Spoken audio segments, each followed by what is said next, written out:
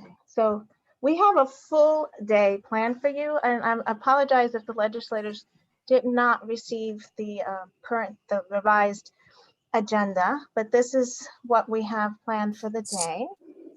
And there will be a lunch break at noon, and we will have Elena Falcone facilitating a breath, body, and mind. I see I put break, oh, lunch break and breath, body, and mind exercise around 12:10. So if you'd like to join us for that, you're more than welcome. And then the rest of the day, you see how it proceeds. So what I'd like to do is call the meeting to order, and it is, I have 9:03 a.m. Okay. So first of all, I'd like to thank the legislators who are joining us today. We have a few who are either here in person or sent a recording, and they're listed here on the slide. Tom Abinanti, Jose Alvarado, Nancy Barr, Benjamin Boykin, Terry Clement, Sandy Galliff, Damon Marr, Shelley Mayer, Elijah Reichlin Melnick, David Tubiolo, and Ruth Walter. Also, a special thanks goes to our sponsors who have embraced WLA and our mission to provide for the exchange of ideas and experiences among members and to foster library services to all residents of Westchester County. This year's sponsors include Westchester Library System, Waldo, EBSCO, Green Business Partnership, Office Dynamics, Simply Phone, The Village Bookstore, and Westchester Periodontics. And I just also want to say thanks to our outreach chair, Martha Iwan, who was able to reach out to these vendors to sponsor this conference this year. So you should have received the business meeting minutes from last June. I believe it was June 12th. So at this time, if you haven't had a chance to look at them, you can look at them now. You should have received them in an email. And if you didn't, we can get that to you. And if there are any questions or changes, please, I can't see everyone right now, but you could show of hands. It's two-sided, 2 pages. Okay. Everyone's muted. I know I asked you to mute yourselves. But if there are any questions or changes, you can unmute and state them. And if there are none, then I will need someone to make a motion to approve the minutes. Make a motion to approve. Okay, Krishna. Second. And Christina Loud, second. Excellent. All in favor? I think we're good. Excellent. Excellent. Oh, let me go back. So this is our second virtual annual conference following the onset of the pandemic last March. And our tagline this year is Libraries Embrace Change, which reflects how librarians and information professionals throughout Westchester, throughout New York, have been moving forward, adjusting to the needs of our communities and bridging gaps, and boldly going where no one has gone before. This year has been especially challenging on many levels, but nonetheless, WLA seamlessly switched to an online presence. We currently have 179 active members. Jane, we can't hear you. It sounds a little muffled. Oh, okay. Shall I start again? Is this better? Oh, so sorry about that. No, are the papers on the mic a little bit maybe? I don't know where my mic is, to be honest. Oh, okay. But Okay. Just wanted to mention it. sure, no. This is the time to mention it before I finish. Oh my comments. So this year has been especially challenging for so many reasons, but WLA has been able to move forward seamlessly to an online presence. At the moment, we have 179 members, including 22 organizational members, representing 14 separate libraries. So what that means is one library might have 2 or 3 organizational memberships. So altogether 22 organizational memberships. The Professional Development Committee has worked tirelessly to bring timely programs to our members and non-members alike at free of charge for the most part or at minimal cost. So at a glance, you can see the programs that we've hosted, like Lainey mentioned earlier, that this year I think we probably hosted the most programs and workshops than we have in the past, simply because of the virtual platform. So we've hosted Returning to the Workplace, Managing Anxiety and Stress with the New York Presbyterian Weill Cornell Medicine Group, Giving Tuesday with Pat Brigham. Then we had a two-part job skills workshop, one on resume writing with Rebecca Mazin, and then another one on job interview skills for the COVID-19 period and beyond with Jean Nelson and life coach Lynn Lice. And we also had a look at Westchester County Archives and Resources with Jackie Graziano and Patrick Rafteri. And the last one I think we had, or one of the recent ones, was Staying Fit while working from home. And that was again with a New York Presbyterian Medical Center.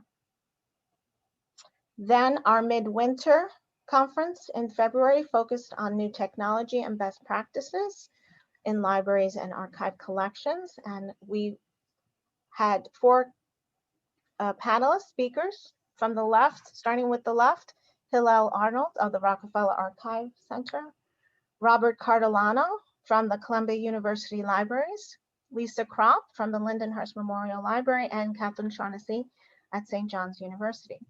So each presenter focused on the user experience and advocating for technology that assists patrons and offers the best possible services.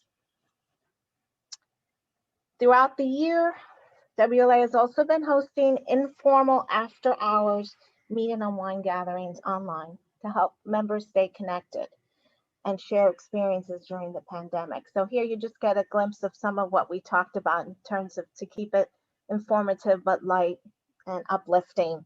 So this was all while most staff members were still working from home and continuing to offer services to their patrons, providing resources as best they could, and also the emotional support that many of our community members were seeking. We encountered several challenges that required us to take a look at the structure of WLA. So we're in the process of revising the bylaws. And we're also in the process of reinstating our nonprofit status, which lapsed, but we're taking steps working with a pro bono partnership and attorneys to get us all back on track with that. And probably the biggest change for WLA this year was the formation of a WLA roundtable under NILAB. So after careful consideration of the pros and cons, the current board members and recent past presidents from the last 5 years have agreed to move forward with this motion. This will offer WLA stability and long-term support. We realize there are questions regarding the transition and have included a fact sheet, which you should have received in your registration packet via email. If you did not, let us know, we'll get that to you. So this decision was made from our strong commitment to serving our members, ensuring the progress of WLA. It actually has been something in discussion for a number of years. And I think this year, possibly because of the pandemic and also the nature of our programming being online and virtual. So we are happy to discuss the transition with our members, and we can set something up in the coming weeks if there's a question or something that needs clarification, and we'll let you know when that is scheduled. We also lost a longtime WLA member and past president, Bonnie Katz, this year. Most of you knew Bonnie. Her interest in professional enrichment led her to WLA. She served on the board for many years and was elected president in 2013. An award in her honor will be presented at the Midwinter Conference in 2022 to a librarian or library professional or staff member who exhibits Bonnie's spirit of inclusivity, and dedication to libraries. So more information about the award will be forthcoming. And we hope to award that at midwinter in the Ossining Public Library, where Bonnie worked. So some happy news. The election results have been received, and we're pleased to announce the 2021-22 executive board members. Kim Stucco as president, Kathy Polovic, vice president, Allison Robbins, treasurer, Melissa Victoria, secretary. So we're happy to have them on board. Congratulations. So next, I'd like to welcome Allison Robbins, our treasurer, to review the annual report with us. All right, go ahead to the next slide. This will be short and sweet. Can everyone hear me? I switched headsets.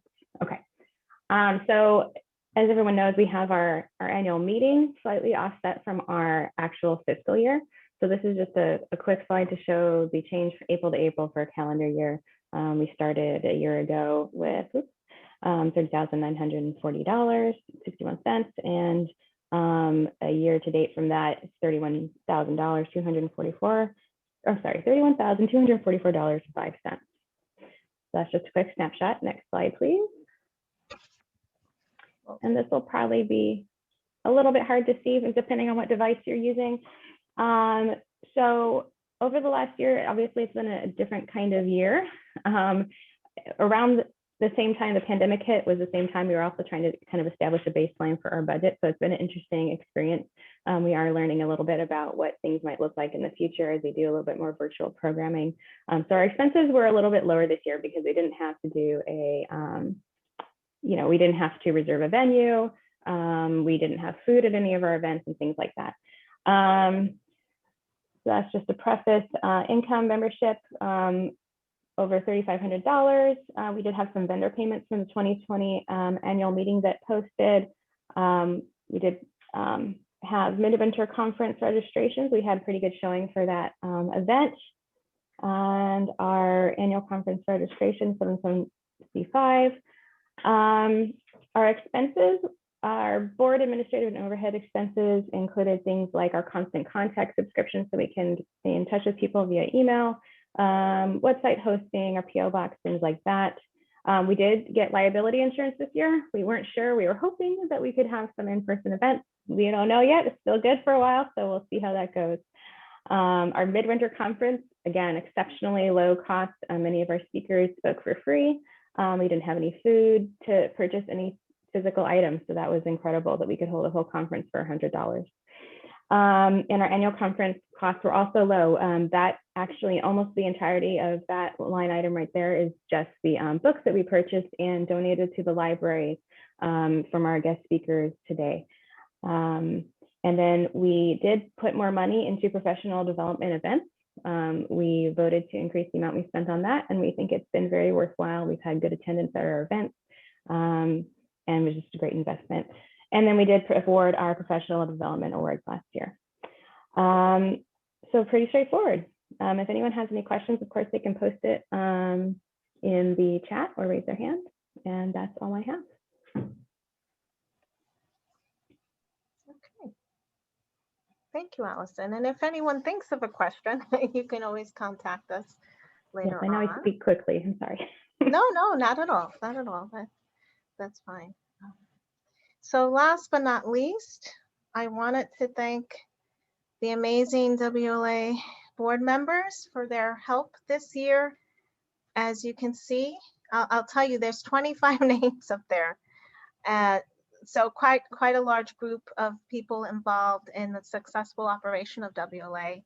And we really couldn't provide the level of service that we do right now with our programming and workshops, professional development awards, without everyone's help. So if you have any questions for the current board, the incoming board, please feel free to contact us. And if there's a question you have now that you want us to address or an issue, we're happy to hear from you. You can unmute or raise your hand. And if I can't see you, Krishna or someone else can point them out to me. So if, no, Okay, so in that case, at this time, I'd like to adjourn the business meeting at 9:17 a.m. So thank you very much, everyone. Okay. So at this time, I'd like to call Kathy Polovic.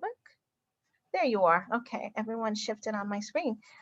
Kathy is our incoming vice president and currently the chair of the legislator committee, and she will be introducing our legislators who are here this morning. Kathy? Hi, everybody. Like Jane said, I'm Kathy. I'm currently the legislative chair, and I'm going to be moving up to vice president next year. So it'll be a while before I work with legislators again. So thank you to those of you who've come and have agreed to speak every year. It always makes me happy that I get a response. So all right, let's start this off. I'm going to go first up with, let's see, with Nancy Barr. She is from the Westchester Board of Legislators, and she represents District 6, which is Rybrook, Port Chester, and Harrison.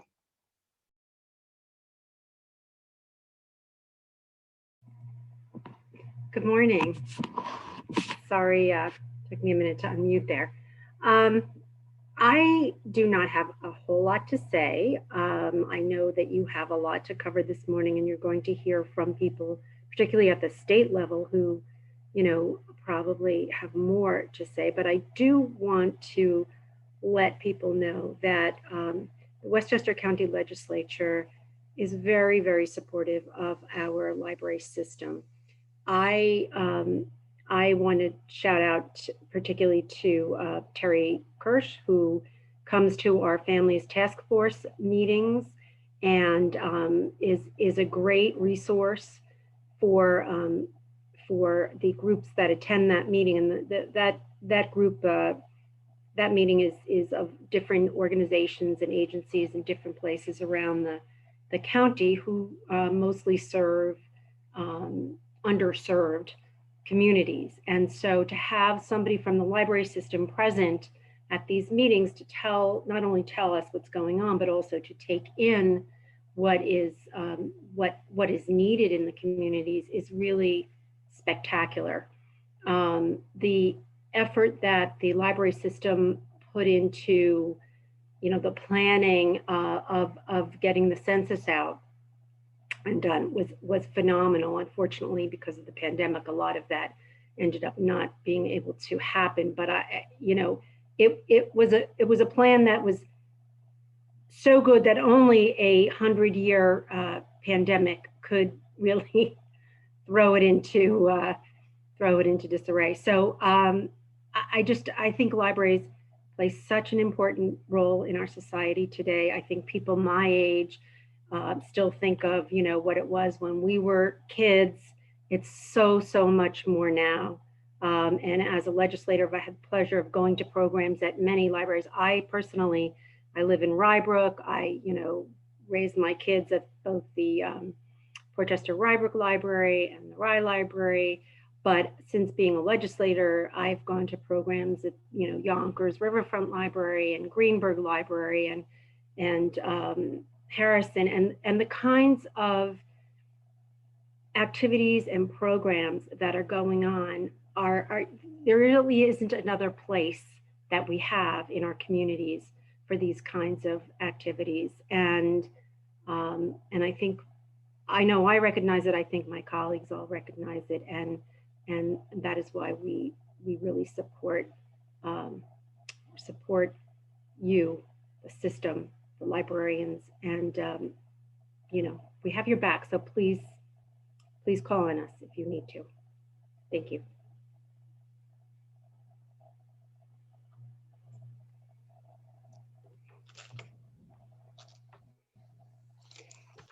Okay, thank you. Next up, we have from the State Senate, we have from District 38, which is Briarcliff Manor and Ossining, my neck of the woods, and that's Elijah Reichlin Melnick. Senator Melnick? Hi, good morning. Good to be here with all of you. Proud to represent Briarcliff and Ossining and a number of towns in Rockland County as well. And just to be here for this event and support the work that libraries are doing in our communities. We just went through the state budget and there were a lot of discussions. The governor had proposed a budget that really cut back on support to libraries, cut back on capital programs, cut back on direct support. Luckily, the final budget, all of us in the legislature pushed back very hard against that, restored these cuts, and actually increased the amount of money available for library capital projects. I certainly recognize that the role that libraries have played in these times is just unprecedented, and you've all had to innovate in ways that I'm sure nobody expected. It's been true for years that a library is no longer just a place people go and take out a book and go home. It's been a social center, it's been an educational center, it's been a place for people to get online, to apply for a job, to meet for coffee in some places. But the pandemic has really upended that. And so to see how libraries around my district and around Westchester and Rockland have innovated and have found ways to continue serving the public, putting programming online, doing online classes, bringing people in for appointments, things like that is phenomenal. And you all work incredibly hard. I know a lot of the attention has been paid and focused on how schools have coped and how teachers have coped, and of course they have as well. But we never want to lose sight of how important the work is that librarians are doing, that libraries are doing in our communities, and that you have had to put up with basically the same kind of craziness that we all have over this last 12 to now more than 12 months, 15 months that we're going on with this pandemic. So speaking for myself, and I know many of my colleagues in the legislature, we'll be there for you. We really want to support in whatever way we can, whether funding, programming, anything else that we can do, because we don't have the kind of communities that we want to have in our area in Westchester and Rockland if we don't have the kind of libraries that we have. And so I thank you for what you're doing.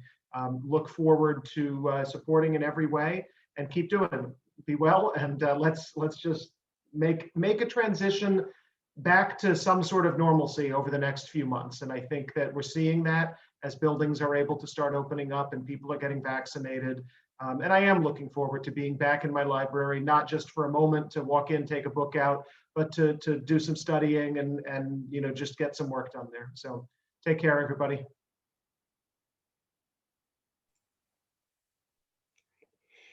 Thank you, Senator.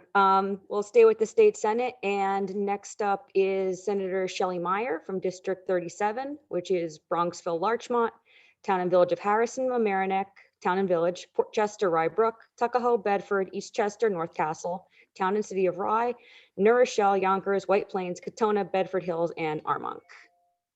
And that's a long list of libraries that have done a fantastic job during COVID. It's a pleasure to be here. I was thinking back in preparing for today about what libraries in my district have done during COVID, starting from the very beginning and making themselves available as hotspots for our schools, that so many in my district where there was not access to broadband, where they were the missing link for families, to the work on the census during the middle of COVID. Don't forget that we had to deal with that. Libraries took so much of a lead. Virtual events, just transitioning and being so accessible to our communities virtually, which was a huge plus for people stuck at home, particularly our seniors and others who are very dependent, and people with young children. I participated in several read-alongs at the Tuckahoe Library online that were fantastic for like 3-year-olds. Focus on media literacy, still on sort of what is truth-telling, which is, I think, an essential function that libraries have continued to really step up and be in leadership. And then just the libraries really facilitating our community staying alive in a civic kind of way. I always say libraries have replaced the village square. My experience is they have stepped up long before COVID to be the centerpiece of our communities, but during COVID, it really showed. So I'm so pleased that the state budget really tried to focus on them, that we have a libraries committee. I think Senator Reichlin-Melnick may have said that for the first time in the Senate, chaired by my colleague Sean Ryan from Buffalo, and that we finally have some additional resources to put into capital and bullet aid that we look forward to getting out the door to our particular libraries. In fact, some of my libraries have already called looking for the money, and that's great. Please call us, get in line, get your proposal together so that when we know the details of the bullet aid, we'll be able to get it out. But thank you for what you've done. Thank you for your partnership. As Senator Reichlin-Melnick says, we are truly advocates for libraries, and we look forward to supporting you in every way we can. Thank you. Right. Thanks, Senator Meyer. Next up, we'll go to the State Assembly. Thomas Abenante from District 92, which is Greenberg, Mount Pleasant, Fairview, Greenville, Hartsdale, Hawthorne, Thornwood, Valhalla, Ardsley, Briarcliff, Dobsbury, Elmsford, Hastings, Irvington, Pleasantville, Sleepy Hollow, and Tarrytown. Good morning. My name is Aileen Burke. I'm with Assemblymember Abenante's office. Unfortunately, he did have a conflict this morning, so he was not able to be in attendance, but I'm very happy to be here with you guys, listening with one of my other colleagues, and taking all of this information back to him so he can continue to advocate as well. Thank you so much for having us. Okay. And next, we're going to go to Sandra Gala from District 95, again, my neck of the woods. That is Peekskill, Cortland, Ossining, the town and village, Montrose, Verplank, Briarcliff Manor, Buchanan, and Croton. And I also represent up into Putnam County, Phillipstown, we're 2 libraries, and the town of Kent, which has 1 library. So it's a pleasure being with you here today. And I think the reference has been made to the state and the fact that we were able to restore a number of the, all the cuts that the governor made to our library system, both in regular assistance as well as capital. And I really regret that we do this every year. The governor takes things out of the budget. We put them back in because we all love libraries. We appreciate what you do. But it happens every year, and I know it brings you great agony as we go through it, but at the end of the day, we usually always have a really good result, and we are very happy that that the federal government also helped us in our budget process this year. And I just, when I think back on this last year, and by the way, the libraries probably through census, if they've been able to be open, probably would have found those 89 additional people that might have kept us with 1 more congressional representative, which would have been great. But anyway, I just remember, the thought was, what do we do with our libraries? And everything was closing down. And I do remember, the opening up slowly but surely. I was running around with personal protective equipment to offer to the libraries. So I met, I think, everybody, all the librarians outside as they were doing curbside pickup for books. And so it was a wonderful opportunity to talk about, how each one of them was going to try to get their libraries up and running again, which they really did. And I remember myself focusing in on a number of the discussions from authors and books, and some of the concerts that took place, the readings. I didn't go on the Children's Network as Shelley may have, but you really offered great opportunities to every age group, and it was so needed, because when you're home, you need to feel like you're a part of the community, and the library is such an important part of the community. And I'm looking forward to next year, when I love to come to your events. It's usually this event at this time. Usually you have a wonderful author, and I enjoy always reading that book, either getting it from the library or purchasing it or whatever, but being inspired by that author. And so I'm looking forward to next year, and just continue all your wonderful service. And as we go along, I know everything is starting to open up a little bit more, and may we continue on this great path that we're on right now, so that we can have a world that we used to be in and that we loved. So thank you all for what you do. And I turn it over to one of my other colleagues. Thank you. Oh, yes.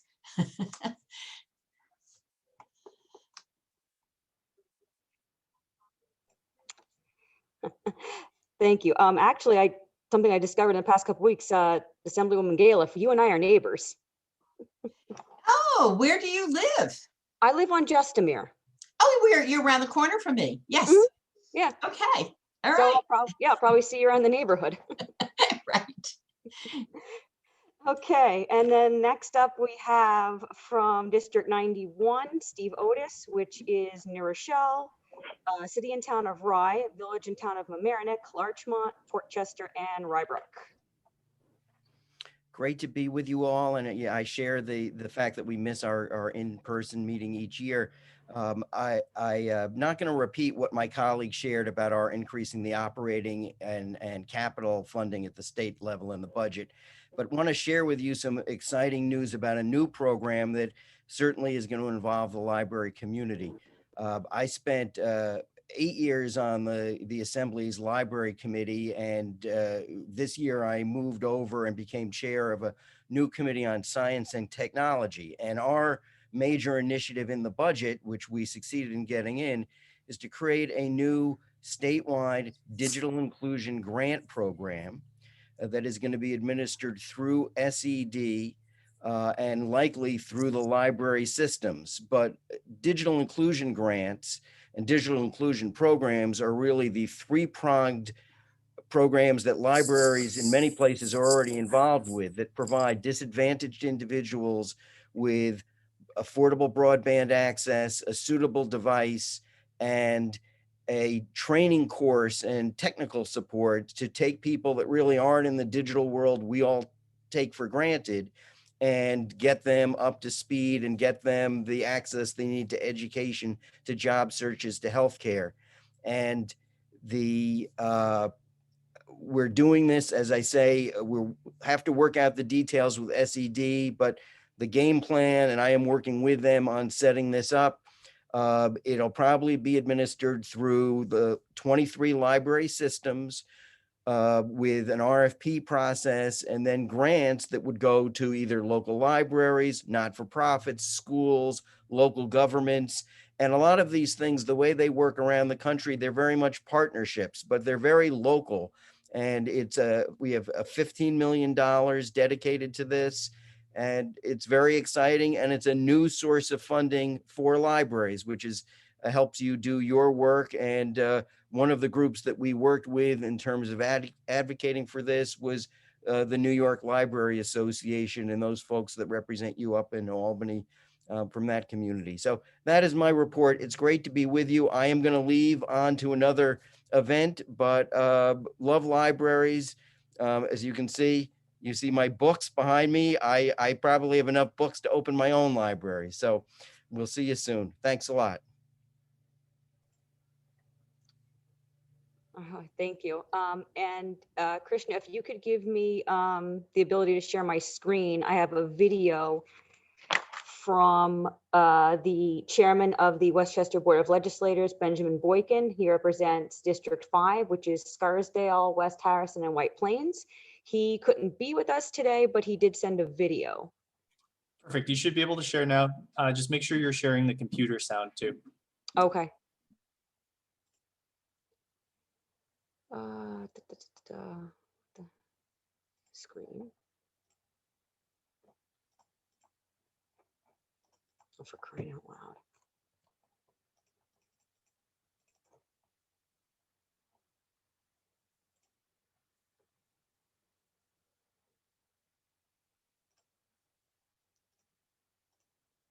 Okay, why can't I find this?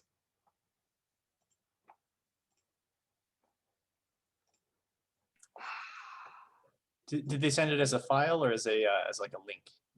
I have it like up on my computer, so I don't, when I hit share screen, it doesn't give, I don't see it like as a. As one of the Share my- options.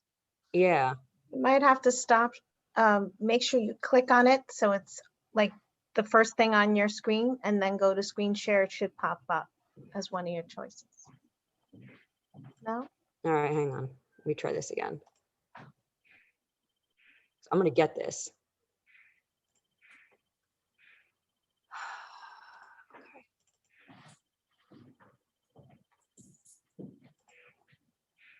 Okay.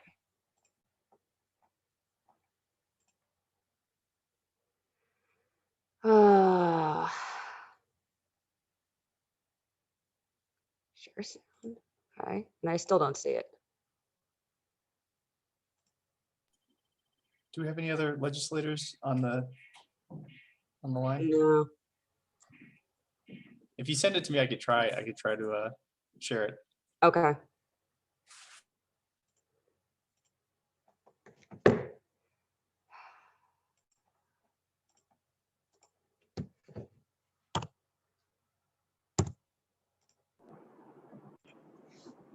Hi, Tom Abenanti here. I don't know if you can hear me. Yeah, we can hear you. I am driving to the other event that Steve Otis was talking about.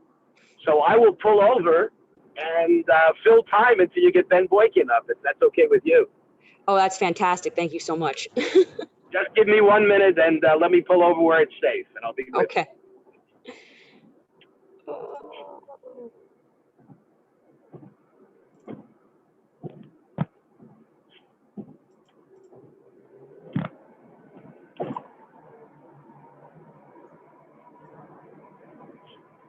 As long as I don't lose you there. There we go. Okay, now.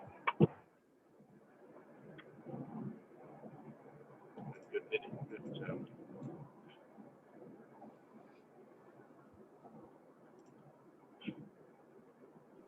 That's dedication for you. They joined us on the road. Mm-hmm. Well, yes, and the wonders of modern technology, but I don't feel so bad not being a maven of technology, watching you struggling with the Zoom, because I've always said I have trouble trying to program a VCR. And then somebody said to me, what's a VCR? So and I'm going to pull over here, and hopefully this will be able to do it. I'm on the beautiful roadway that goes around the dam. Can you still hear me now? Mm-hmm. Okay, I'm pulled over safely, and I just want thank you for giving me a chance to join you today and accommodating me from doing it on the road. I try never to miss one of your events. I remember when George Latimer and I were both county legislators, and the Westchester Library Association was just needing the help to get started. And we as county legislators pushed very hard to try to help you guys. And we could see that we planted this, we helped plant some seeds, and you have flourished so beautifully. You're doing an amazing job. I served on the board of part of your network. I was on the court library board for several years when I was a county legislator. And I also served as chairman of the library committee in the assembly. The assembly recognizes how important libraries are. And I know they've rotated several of us from Westchester through that position. I believe Sandy was a former chair of libraries. Amy Paulin is a former chair of libraries. They recognize how seriously we take libraries in Westchester County and how we understand how important it is to our community. Libraries provide a cultural experience for people. They provide an educational experience for people, and they provide, in this day and age, a safety net, a connection for so many people who are suffering from the pandemic, who are confined because of the pandemic. So you guys are just fantastic. And you know, I'm very pleased that we were able to restore a lot of the money that the governor had cut out of the budget for libraries. I think it's back up to about where it was when I was the library chair a few years ago. I think it might actually be a couple of $1 million more. And I know we put in some extra money for a capital, which is sorely needed. Your infrastructure is so important. As Steve said, the digital era is here. But you still have to maintain buildings. You still have to have, fix the roofs. You still have to expand. I saw as library chair around the state, the variety of libraries. You can go down to the 42nd Street Library and you see one, but you go upstate New York to some places where the entire budget for the year is $80,000 and it's a one-room library. But you know what? For that community, that little bit is so important. So you guys serve a role in our community that is just so important. You're the modern day community center. You're a connection for so many people. I still remember back my 21-year-old son when he was like like 5 years old or 4 years old. He's a child with a developmental disability, and one of the ways that he got a social connection with other kids his age was in the Greenberg Library. They had a program where the kids would come together once a week and interact with each other. And so you serve so many different purposes. I am very pleased you guys are doing so well, and I'm at your service. Any way I can be of assistance, please don't hesitate to call on me. Are you still there? Yeah, we're still here. Okay, I couldn't tell. I'll be glad to take any questions. You have Ben Boykin up yet? I think so. Krishna, you got it? I do. Let me share my screen here. Okay. All right, good. All right, thank you so for much. the chance to join you. Thank you. Okay, here we go.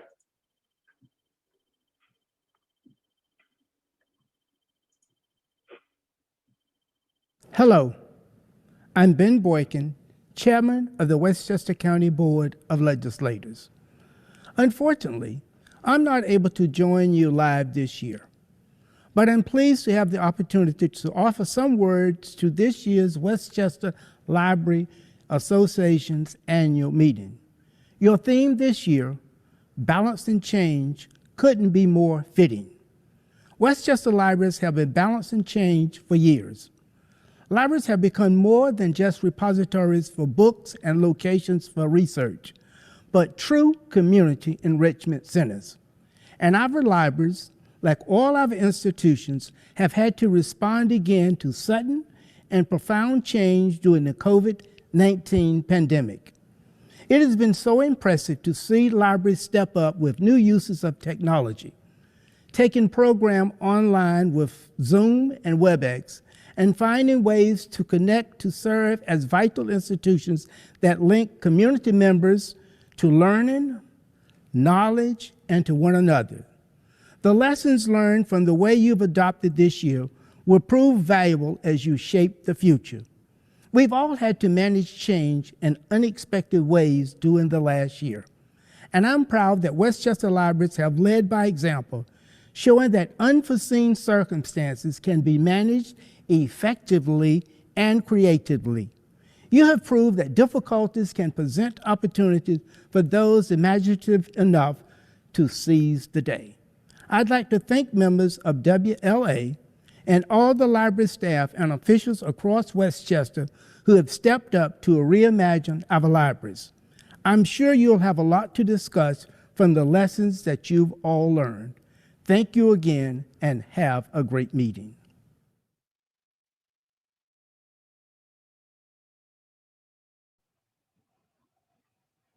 That was wonderful. Perfect. I think that's everybody. If So someone thank you. joins us later, we can have them address everyone.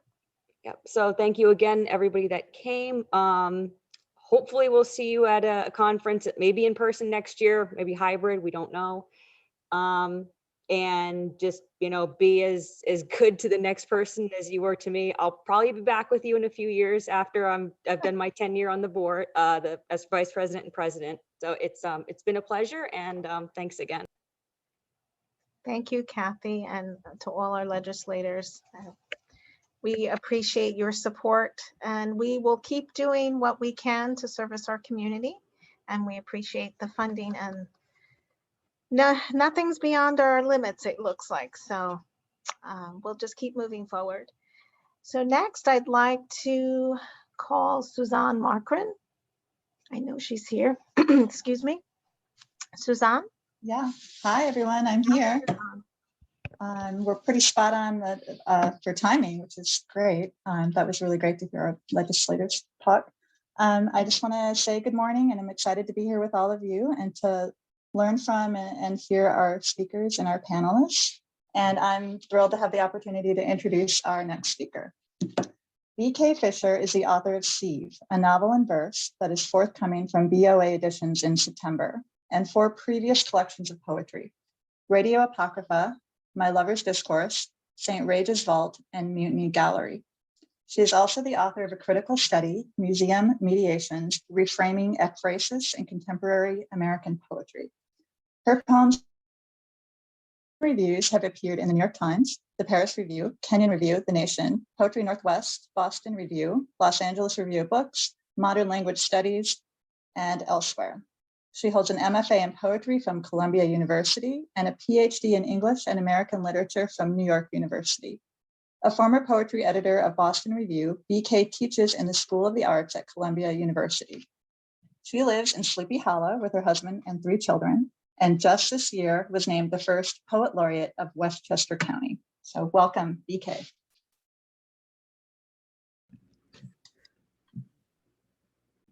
Thank you. It's so nice to be here. Is my audio okay? Can you hear me? Okay, great. I'm so glad to be here as you gather on this gorgeous spring morning to talk about libraries embracing and balancing change. Libraries have always been favorite places of mine and places of transformation for me, places where old stories meet new urgencies, where the scraps in the back of the mind, I think of Yeats's old rag and bone shop of the heart, where those scraps meet the exigencies of the future. And it sounds like that's what you folks are up to here today. My work as a writer, as a poet, has always been about what we can gather from the archive, from the language that surrounds us in books, dictionaries, news feeds, everyday conversation, and what we can overhear and witness. The job of the poet is eavesdropping and backtalk. So I'll read 4 poems if we still have the time.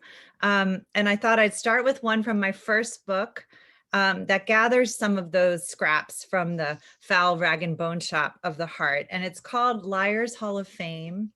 And it's a poem that's 10 years old, but this past year had some doozies, so I updated it. And I'll read you the Liars Hall of Fame. Jackalope, Pinocchio, Nixon, thank you for coming. We'd love to, but we have a lot on our plate. He couldn't hurt a fly. The check's in the mail. He didn't see her the night of the murder. When they put the baby in your arms, you will know what to do. I can stop anytime I want. This won't hurt a bit. I'm 5 minutes away.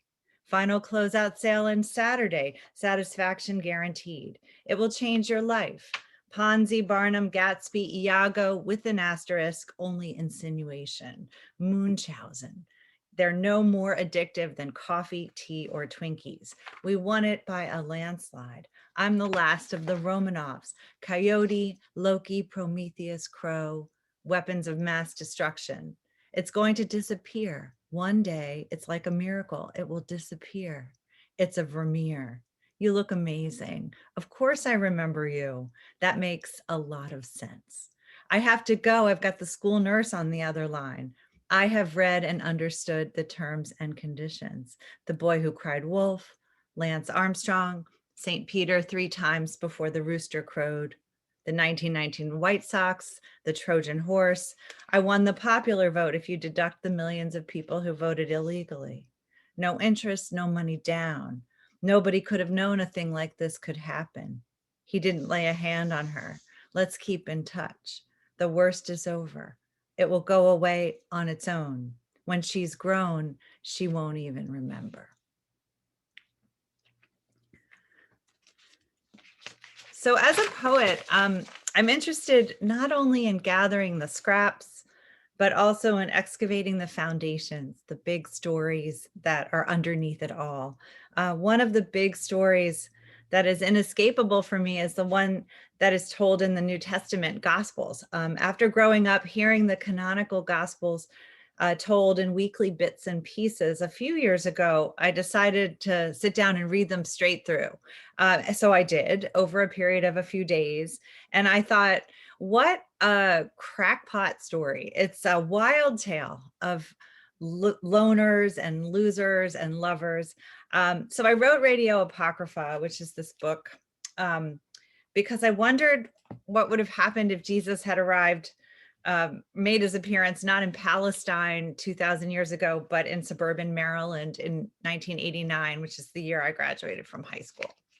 So that's the book, and I'll read one poem from it that was mentioned by your member, Kim Stucco, who was very kind to read the book before. This poem is Our Lady of 80s Punk. So Jesus is the high school chemistry teacher, Mr. Callahan. St. Peter is a hapless high school junior named Parker, and the disciples are a garage band. So this is Our Lady of 80s Punk. The adrenal beat put Parker in a meditative state. Legs over the couch, lips pooching in and out. I didn't understand the music, tuning my radio prudishly to Fine Young Cannibals, Tone Loc, Bad English, the Bangles, Tears for Fears. Bette Midler's Wings, so ubiquitous that year, Danny crushed something whenever he heard it. Mike R. had his Madonna, Like a Prayer. What they were after, what they sought, they wanted acceleration and shriek, raw cochlea and amphetamine strike, restive with their drumsticks and steel cylinders from some junk heap scavenged when they were looking for a man with a focus and a temper, keyed up bastards of young. We are the sons of no one. Callahan nodded. He took up their cassettes, rewound them with an eraser, scrawled Husker Du in chalk on the floor, and ripped a pillowcase into white strips to wave in woe and surrender. Levi never blinked. He was the bassist and he kept everything in his head, I could tell. Danny was the only one who could sing on key. Parker couldn't even carry Happy Birthday, though Oscar on keyboards had some serious piano lessons behind him. Jordan Cisco on drums. Callahan came around at dusk with records and advice, often donuts, always an anecdote or two to mock the other teachers and the cliques. And most days he picked up a guitar, those hands. Donna Callahan used to wear her son's old concert t-shirts to her jazzercise class, the ones that didn't fit him since he lost so much weight. It was hard to imagine him a husky teen, slim as he was then in his aviator jacket and black jeans. None of us could stop looking at him. None of us understood we had stepped into the royal of woe and surrender. Parker thought he did. I've been waiting for a guide to come and take me by the hand, strumming alongside him, imitating his gestures, his gait, gathering momentum, heat, while the spirit of a new sensation took hold. So after writing the 80s gospel, I turned to an even older story. My next book, Sieve, which Suzanne mentioned, comes out in September, and it tells the Noah's Ark story on a container ship. Flood narratives are, of course, among the oldest stories that humanity has, with repeated patterns and tropes in many cultures and times. So I took up this oldest of plots and I set it in the near future, and I crossed it with some dystopian grammars. The title Sieve is the root that gives us the words receive, deceive, conceive, and many others. After a catastrophic collapse of civilization, a woman named Val, who sounds a lot like me actually, Val is found in the wreckage of her flooding house by Roy, who is the former UPS man. And together they go out and join a group that's escaping on a freighter to start a new civilization in Greenland, which is warmed up and is now the new North Carolina. Okay, so that's the story in Sieve. And I'll read two poems from it if there's still time. We'll see, Economies of Scale. You'll get used to it, Val. Count containers to find your way back, because nouns can be mass or count, and some can be either. Sin, a sin, crime, a crime, death, a death. Windward, leeward, athwart, abaft. Nouns occur in all environments above and below the plimsoll line, the depth to which a ship can be safely loaded in a given season or locale. Count 67 souls on board, original crew, merchant marines, engineers, a few tunnel guys from the Port Authority, fishers, builders, pilgrims. Roy's their man who had the keys to the warehouses, bullets, millet, rice, protein powder, beef jerky, canola oil, nails. Once you could call it a bareboat charter, post-Panamax with hydraulic rams and gantry cranes, a quarter-mile bow to stern, powered by bunker fuel. What part of speech is somehow? This ship's been through Suez, Singapore, Durban, Shanghai, flying its flag of convenience for rent. In the heyday of intermodal freight, up to 10,000 containers a year slid overboard in storms. 100 gross ancient healing power bangles, 3,000 Pac-Man ponchos on the seafloor. The engine thrums through every pore, judders the soles of your feet to the roots of your hair. Step out for some air. Containerization divides the risk and limits the loss. Automotive to tilapia to zucchini, bay to bay, tier to tier, starboard to port. Let's say I love you a bushel and a peck. Proportionate savings in shipping cost are gained by an increased level of production. Go on. The gangway has 88 steps like a piano, and they drove school buses into the hold in the dark, fitted them with bunks. Firms cannot realize economies of scale in perpetuity. You do what you have to do, make rooms in it, and coat it with pitch inside and out. So that's a whole lot of words this early in the morning. Should I finish? I'll finish with one poem each time.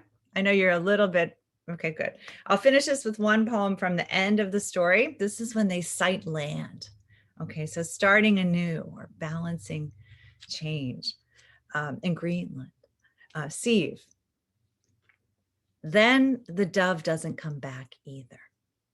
There it is in the distance, starboard, low line of riverine green, the dim green of a limp $1 bill. Everyone looks. The green of locker, dumpster, succulent, none of those, the green of moss. Keep watch, Val. Watch that dim green line. Don't lose sight of it, and don't you dare dream of grass, salmon, a kitchen table, a stone to scuff a shoe on. You want to see an earthworm and light a candle. In your head, you hear the sizzle of a converter and you say out loud, let it burn thought. He found you in what was left of your house, Roy did. You walk to the end of the cargo bay. There's a smear on the stair where someone has stepped on a waterlogged geranium, or it's a torn ketchup packet, or it's flesh. You look out again and it's still there, that line. Everyone hesitates. Llamas remember the rain and stay on high ground. Fish outgrow their clay jars. As for you, Val, you sieve. You sieve it all, that smudge of shore. It stopped raining. While this earth remains, seed time and harvest, cold and heat, spring and fall, day and night won't cease. Thank you for having me.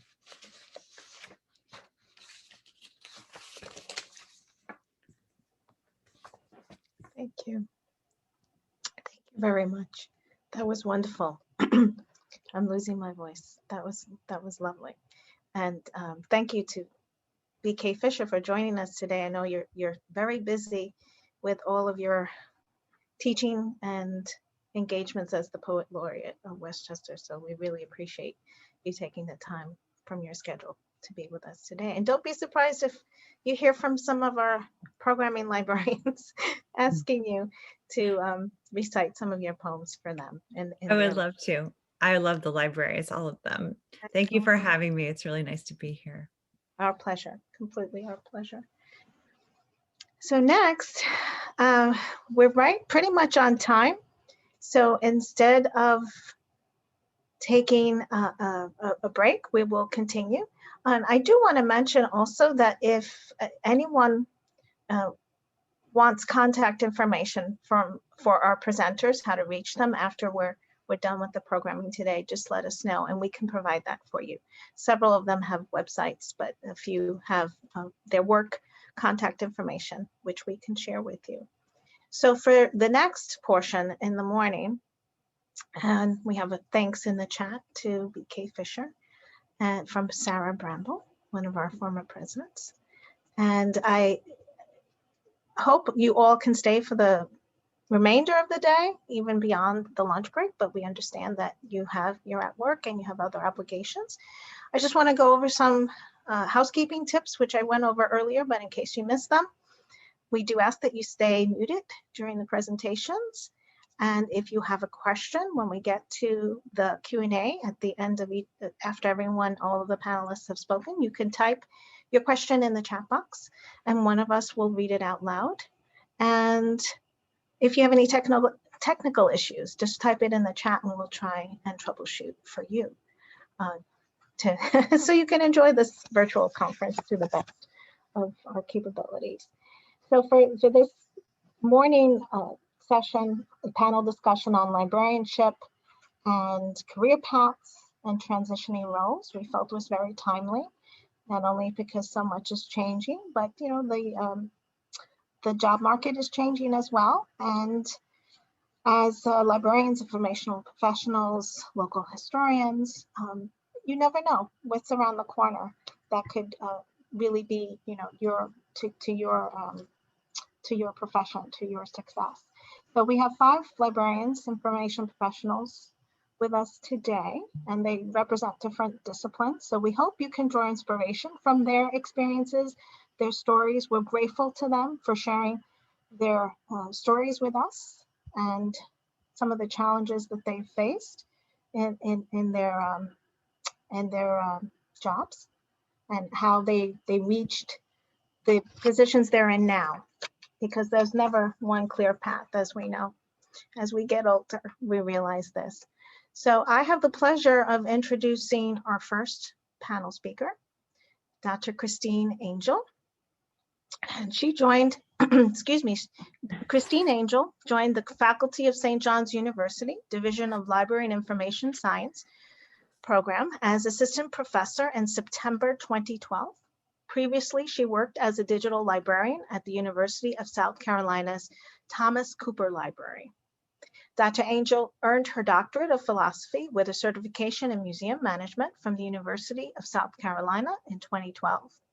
In 2007, she received an MS in library science from North Carolina Central University and an MS in instructional technology, a certificate in distance education, and a certificate in library media from East Carolina University. Please join me in welcoming Dr. Christine Angel. Hi, Giovanna. It's nice to see you again. How are you? Well, thank you. Very good. So as Giovanna indicated, there is not one direct path to the profession of library and information studies or working or the management within that career, simply because technology is changing so fast. The internet was only invented in 1991, which is the year I graduated high school. So I had no idea that I would be in the position that I'm in now, teaching a fully online library and information studies program at St. John's University, simply because it did not exist, at least within the online environment. I should note that I've taken multiple career paths and getting to the position that I'm in. And none of it's really been easy, simply because a lot of people didn't know, as I was going through my program, what the future held either, in terms of technology and how that was going to influence the world of libraries. And it's even happening today, right? The National Institute of Health, as a matter of fact, has just put on their website that any grants going forward, starting in 2023, all of the researchers doing grant projects within the field of health sciences need to make sure their data is curated and made accessible to future researchers. So how do we manage that? How do we train our students, right? CLEAR, the Council for Library and Information Resources, is trying to figure that out right now and has recently revamped their doctoral programs. They have a few doctoral programs, whether it's medical science or health sciences or heritage collections, managing heritage collections within our libraries, archives, and museums, or a variety of other disciplines, all couched within the library and information studies realm. So moreover, COVID has drastically changed where we are going, and I see it in the job market today. In other words, as I'm planning my courses for the summer and for the fall and the spring for next year, I'm already seeing the job market open up more and more. As an example, last Tuesday in the annual, or in my liberal arts faculty council meeting, we had changed within the Division of Library and Information Science at St. John's, our program in archival studies to archives and records management. And I am now starting a new course in data curation for this summer, trying to get students into the academic path so that they can have careers in managing data in whatever form that exists, whether it's at a research library or a medical library or somewhere out like at the Brookhaven area out at the east end of Long Island. It's all about curating that digital information now, right? And so job markets are opening up more and more, not only in the health sciences and research libraries, and it's also opening up in the for-profit area too. So as an information professional new into this field, how do you know what you want to do? And the first thing I would suggest is figure out what kind of lifestyle you want, right? Because if you work in a nonprofit library, you're going to be working nights and weekends, right? As a new librarian. If you work for profit, you can basically guarantee a 9-to-5 job, right? And so, and then of course, if you work in a research library or in the health sciences or a job out at Brookhaven, the hours are going to vary based upon if you're working a day shift, a swing shift, a night shift. And then of course, there's government. More and more government organizations are requesting help from students in terms of internships because the government has a need where we need to train information professionals for the future on a global scale. So in my going through my personal journey, coming through the program and being where I'm at today, I guess I have to say that I only retired from the Air Force last February, right before the pandemic.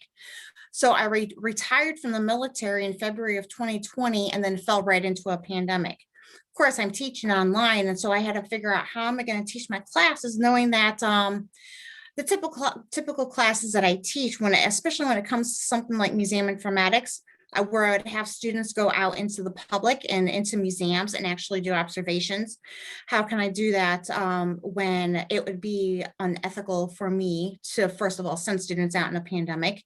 I'm teaching globally, right? So I have students from the Ukraine taking classes with me all the way out to Honolulu, Hawaii. So there's also the thing of, where's the balance? I'm online all the time, right? Trying to connect with students. And then, of course, talking about technology, I just also got finished teaching a international virtual exchange intercultural communication program with students and a colleague of mine from Germany. Now, when I say this, and I bring in my background from the military, it's always been an issue of or a matter of technology, right? Being able to connect the students to the technology to the class and then engage within the class structure. And it seems odd that so many of my students that go into the field of library and information studies have trouble locating information and don't realize they have the local library that they can rely on. So where do we go for the future, right? If a student needs help with APA or Chicago and they don't understand the online resource, and they want hands-on help, why aren't they thinking about the local library that they can use? As part of my journey in terms of trying to figure out the kind of information professional I wanted to be, it was when I was stationed in South Carolina and I was actually doing an internship over at Malden Elementary, it was right by Greenville, South Carolina, because I thought I was going to be a K-5 elementary librarian, right? So working in K-5. And what I had found during that experience was that the libraries were not connecting, the school libraries were not connecting with the local library, the public library. They were operating in silos. And so I'm still wondering why the the local libraries are not making more connections with the school libraries that are within their district and trying to help each other out and so facilitating educational resources and programming for example, K-5. With my students at St. John's, why aren't they utilizing the local library more in terms of getting technological help? What is a file format, and how do you translate an MP3 to an MP4 format?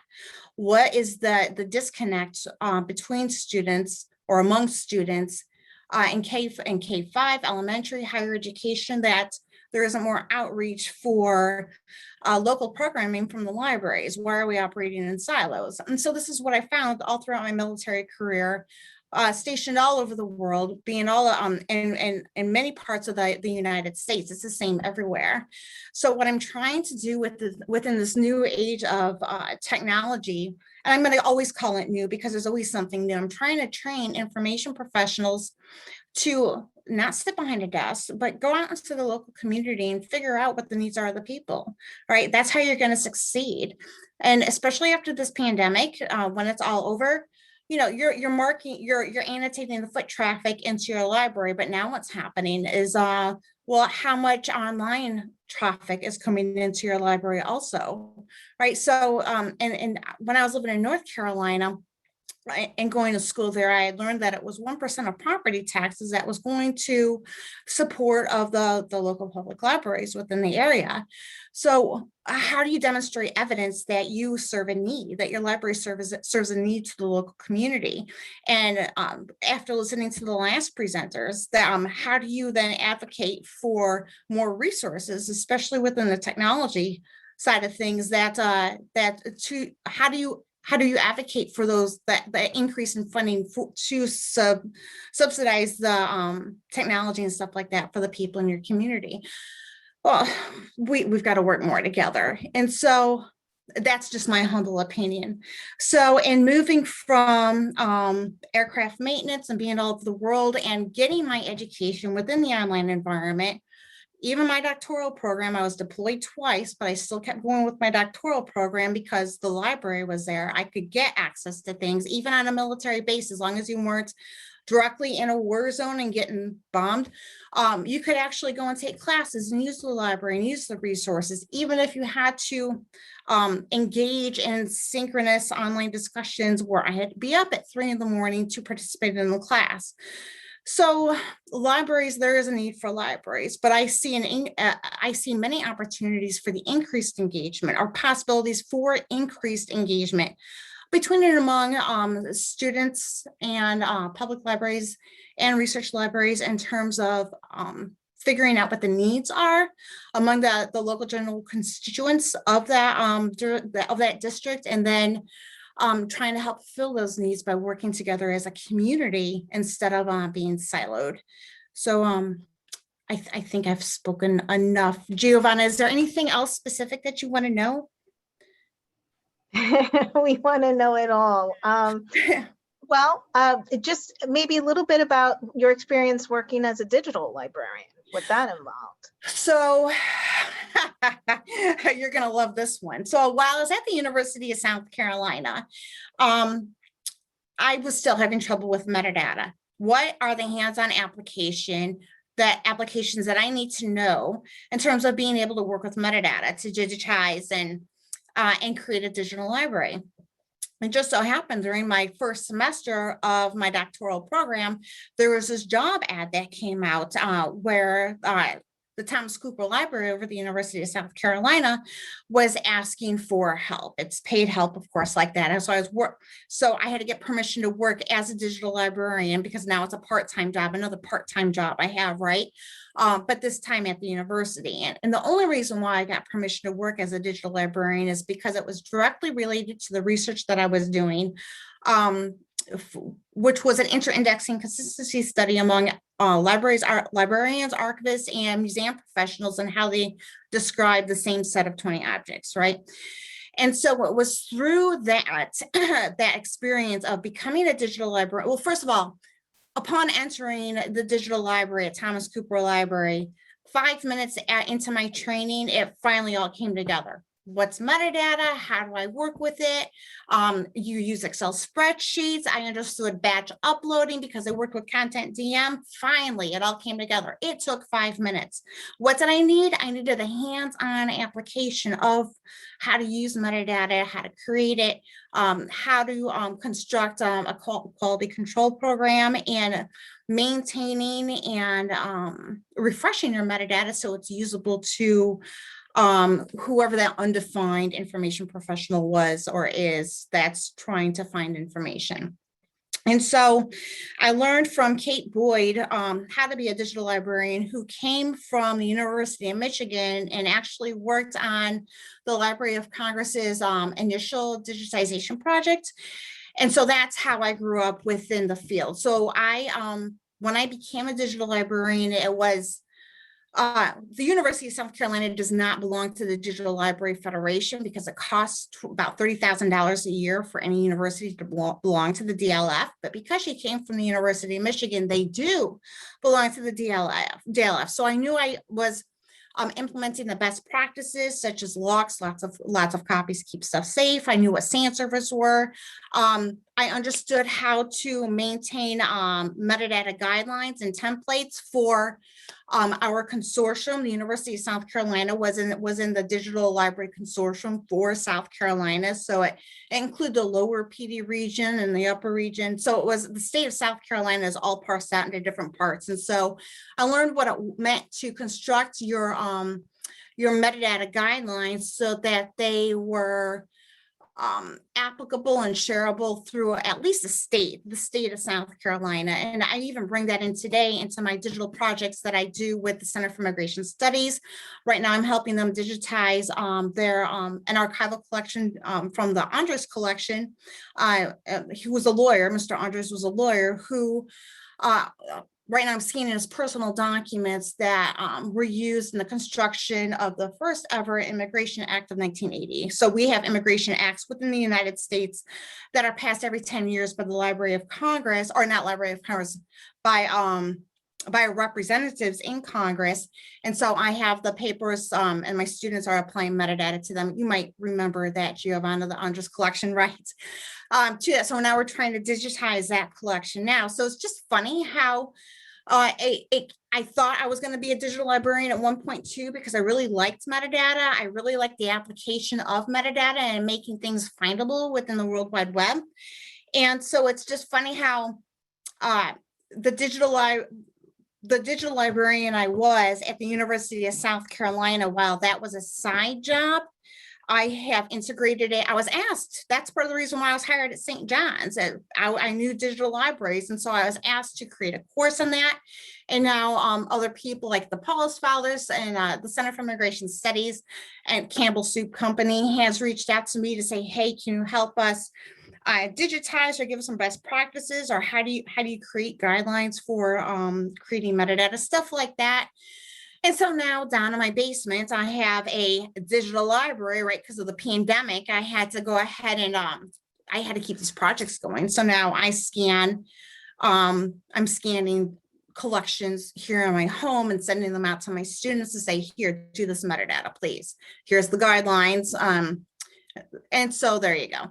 So now what's going on is that people like JSTOR, companies like JSTOR, they have a beta, the beta test and works for places, for organizations such as the Center for Migration Studies of New York to digitize their own metadata and then send them to JSTOR for upload so that those documents are now becoming accessible through JSTOR for public consumption. So I see us going back into a grassroots effort every like 5 to 8 years in terms of coming up with new ways to make information accessible via the digital route. And so here we are again, once again, with JSTOR implementing a beta project to have organizations at the grassroots levels or digitize and and assign metadata to their own archival document so it can be ingested into JSTOR and made use for public consumption. And so with that, there comes so many other jobs too, right? I never thought to work for JSTOR or EBSCOhost, for the actual companies that make digital content available for research purposes for our own students, for example, but they're hiring. So opportunities abound. So never give up on those things that you do, like a digital librarianship, because it's just amazing how things stay with you throughout your career. So now here I am 20 years later, utilizing, 15 years later, utilizing those same skill sets and practices and updating my own skill sets, and not only the teaching of my students and how to become a digital librarian and how it differs from data curation, big data stuff. But I'm finding that more and more people are still trying to figure out how this all works, and it's always changing. So you're never really going to figure it out, right? You're just going to keep on keeping on, because as the technology changes, you got to change with it.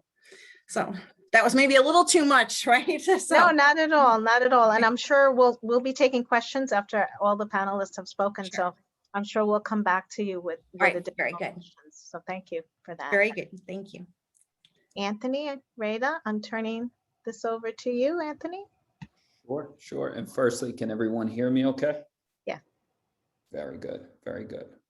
So I have the privilege of introducing Clara Cabrera. Clara Cabrera is a research and reference supervisor at Wilmer, Cutler, Pickering, Hale, and Dorr. Wilmer, Hale in the New York office. Clara earned her MLIS from Pratt Institute and BA from Brooklyn College. Prior to getting her MLIS degree, she worked in the financial publishing industry as a publishing associate for a niche value investing publication. As an active member of the SLA NY chapter, Clara has organized various educational and social events since 2009 under various advisory committee titles.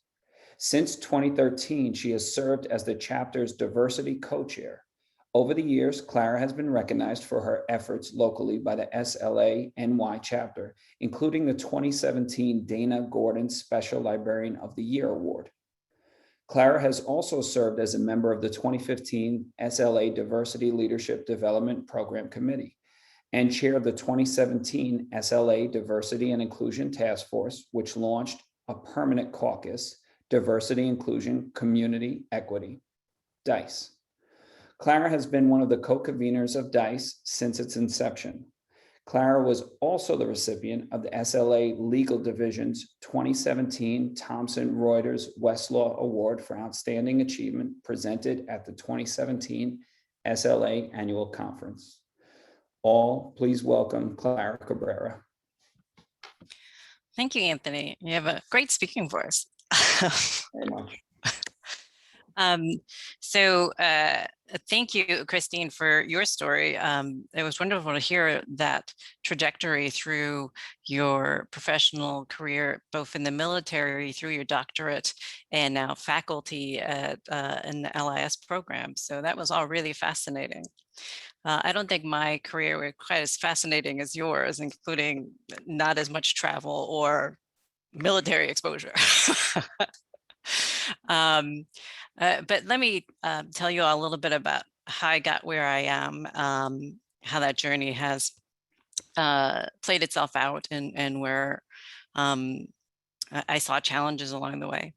So I had in my prior career, I think quite a few people have a life before libraries, it seems, transition from one career to the next. I had worked in financial publishing, and at that time, it was in the early to mid 2000s.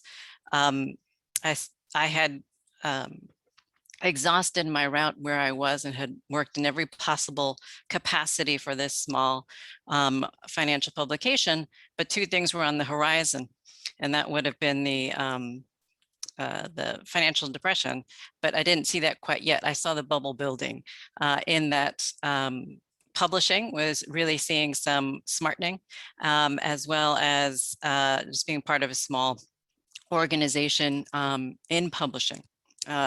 And I had to reevaluate like what I liked about what I was doing, what I wanted to do next. And I really enjoyed the research component of what I was doing for the publication. And having known someone in the library field, I explored that as an option. And while working full-time, attended Pratt to get my MLIS.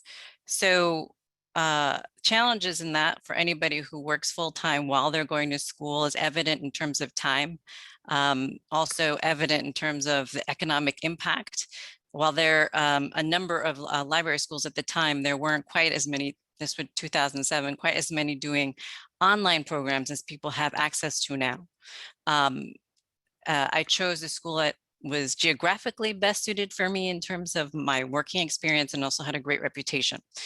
So I went to Pratt of the potentially 5 library schools that were in the New York metro area that included Rutgers. Because that convenience factor, although in terms of folks who are exploring these different things, there's definitely a difference in economic cost amongst everything from the CUNY Queens program through Pratt. The added benefit from, besides being local to me in terms of I could easily get there from work, Pratt has a really strong reputation in the industry. It's the longest running ALA accredited library program in the United States, and has a strong element of that is the network building that you do while you're at school. I enjoyed my time there and really connected with a lot of different individuals who are working in different parts of information professional field in total. I knew I wanted to work in the business, corporate, or legal environment, but what I didn't know was actually what that meant on the ground. So part of what helped me to do that is from the start, I was involved in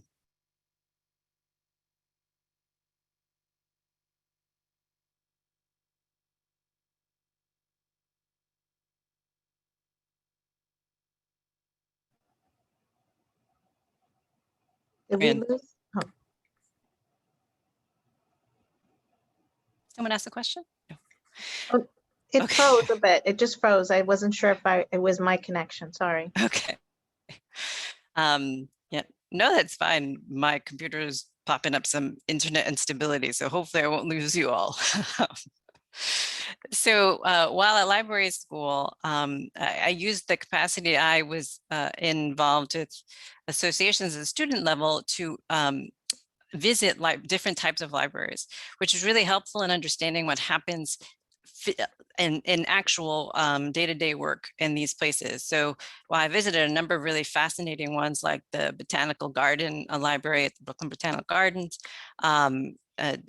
museum libraries, different environments. When I was in the law firm library, then when we visited that space, I was able to ask more pertinent questions that would be help me to answer if this was the right fit for me. So one misconception I had was that you had to have a legal background to work in a law firm library, and you do not. You do not need a JD to do that.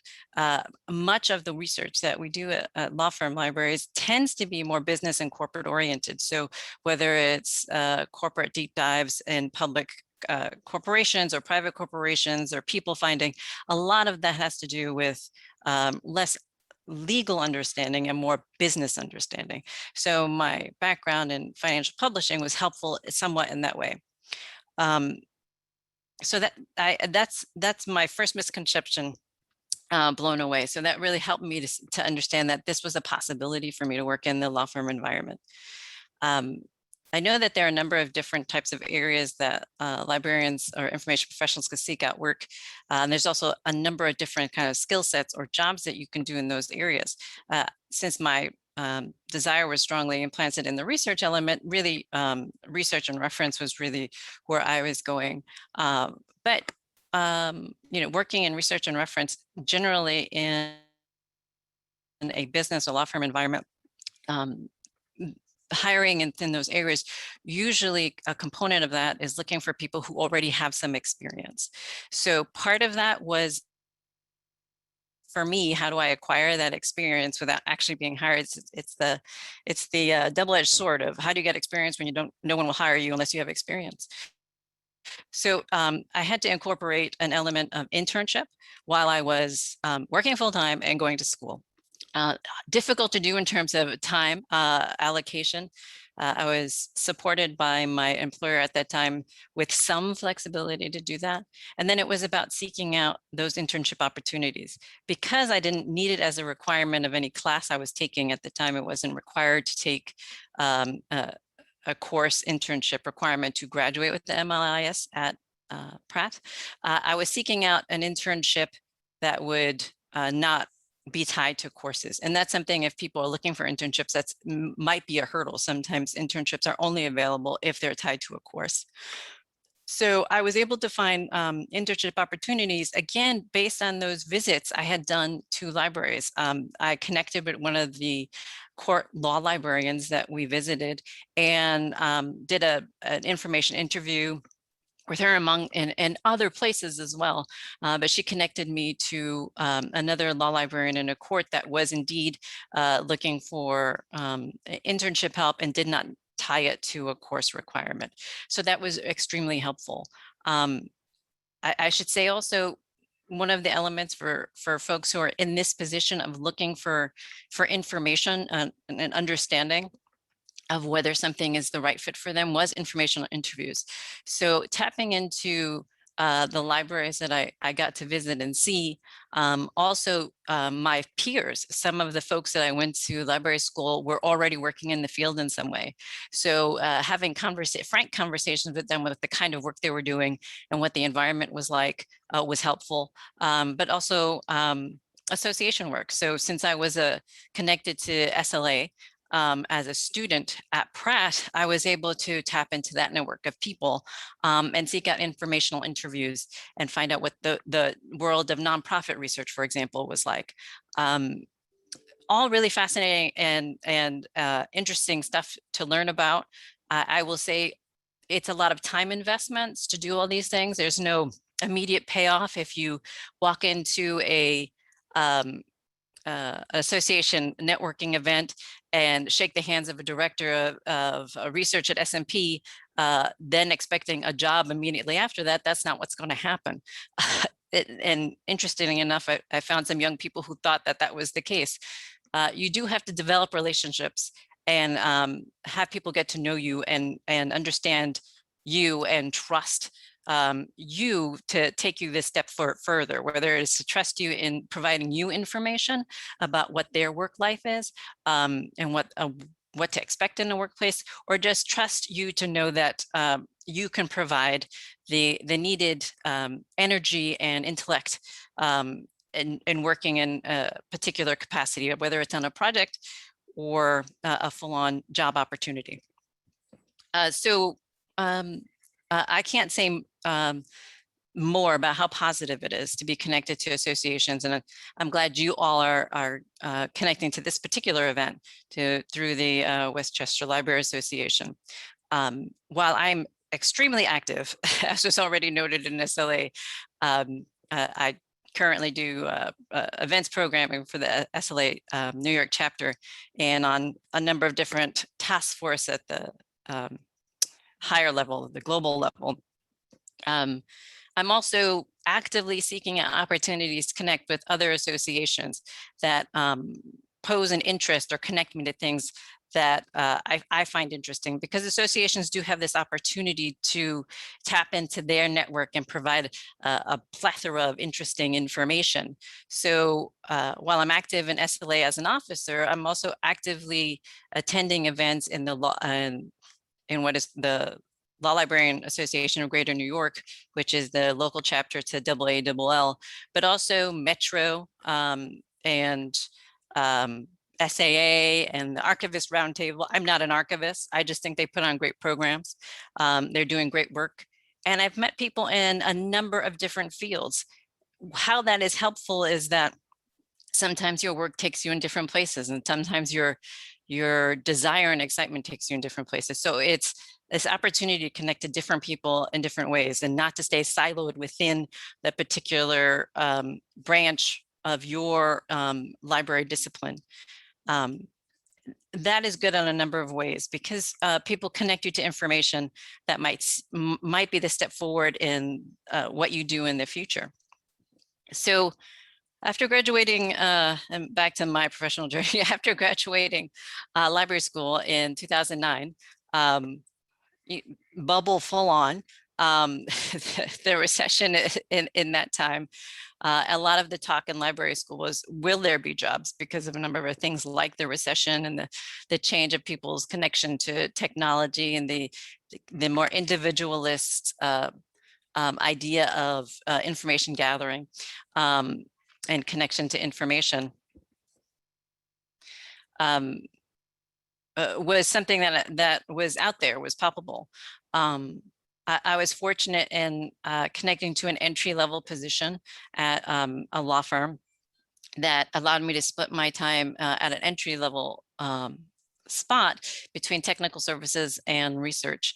And that is the firm I'm with now. I've been at WilmerHale for over 10 years and am now a supervisor. I have climbed up through my time and experience there to the position I am now and oversee a group of direct reports and split my time between research and administrative work. And I keep up the things I love to do that are not directly law librarian related through a lot of the work I do in my the association that I'm a member of. I would say in terms of the challenges along the way, definitely the internship part, and I don't think that's something that would be unusual for folks who are thinking about how you balance time. If you're able to attend the library school full time and not have to work at the same time, that's great. But if you have things like work, school, internship, family, elder or childcare that play a part of that, that's hard to balance. And really seeking out opportunities that work within your specific world frame. I am a New York City resident, so I'm in a metropolis where opportunities might be more lucrative than, say, some folks who are a little further out, who are regionally more suburban, or in other states that may have less opportunities in terms of working in the private sector. So I'm fortunate that I was able to harness some of the things that worked in my favor, as well as being able to ride out through those challenges. I should mention also that part of understanding the information professional landscape was understanding not just the different types of information professionals kind of segments, whether it's academia, government, profit, and nonprofit, what those things might mean. There's some assumptions that go into some of that work, and really having conversations with people to better understand what that means culturally. Kind of like, is this the right fit for me, was helpful. So for example, in the private sector, I work for a law firm and they're exempt and non-exempt workers. And if you're not really conversant in the working field, you may or may not understand that difference. The difference being that non-exempt workers are eligible for overtime. So that generally means that they're working more of a 9-to-5 kind of framework, where exempt workers don't. And the majority of the people I work with in my team are exempt, meaning that our time is usually on the clock before 9 and ends well after 5. As a supervisor, I'm also trying to keep an eye on things that are not just pertaining to me. We're also doing emergency coverage on weekends. We're covering hours that are California hours. We're working very closely with our colleagues in Europe so that we could stretch the time. So while we're staff, we are exempt. And so we do stretch our availability and keep the team lean. Businesses are looking for efficiencies. They're not looking to have more than a few people because their expertise might be there. They expect everyone to have all the expertises. They also expect everyone to kind of hit the ground running. That means really being able to handle multiple projects, multiple needs with short deadlines, and really being able to understand your time in delivering that, and understanding when to communicate for needed help from your team. So we're very teamwork oriented, and we're very deadline focused as well. And that's in the private sector. There is that component to it, where academia, a place I've never worked in, but have lots of people who are connected to that aspect of it, has a lot of publishing requirements. The level of your educational skill set is a lot higher. Not that these elements aren't in other places, but it's a very prominent part of the work that you do. So understanding your ability to connect to that skill set and how to build it is important, and also how to continue to build these skill sets as you go through your career. There might not be opportunities in the place that you work to exhibit your ability to take on more or take on different things. So you have to seek out opportunities that you can then pivot to, and whether it's in the place that you work or some different location, how can you exemplify that you have this kind of knowledge or have the ability to increase it so that it's an asset to whomever wants you to work for them and show that value. So whether it's association work that helps you outside of the workplace to make that happen, or you may just have to create those opportunities yourself. If you don't see an association that can connect you to a particular type of project, you might connect yourself to associations outside of the libraries that let you use that skill set.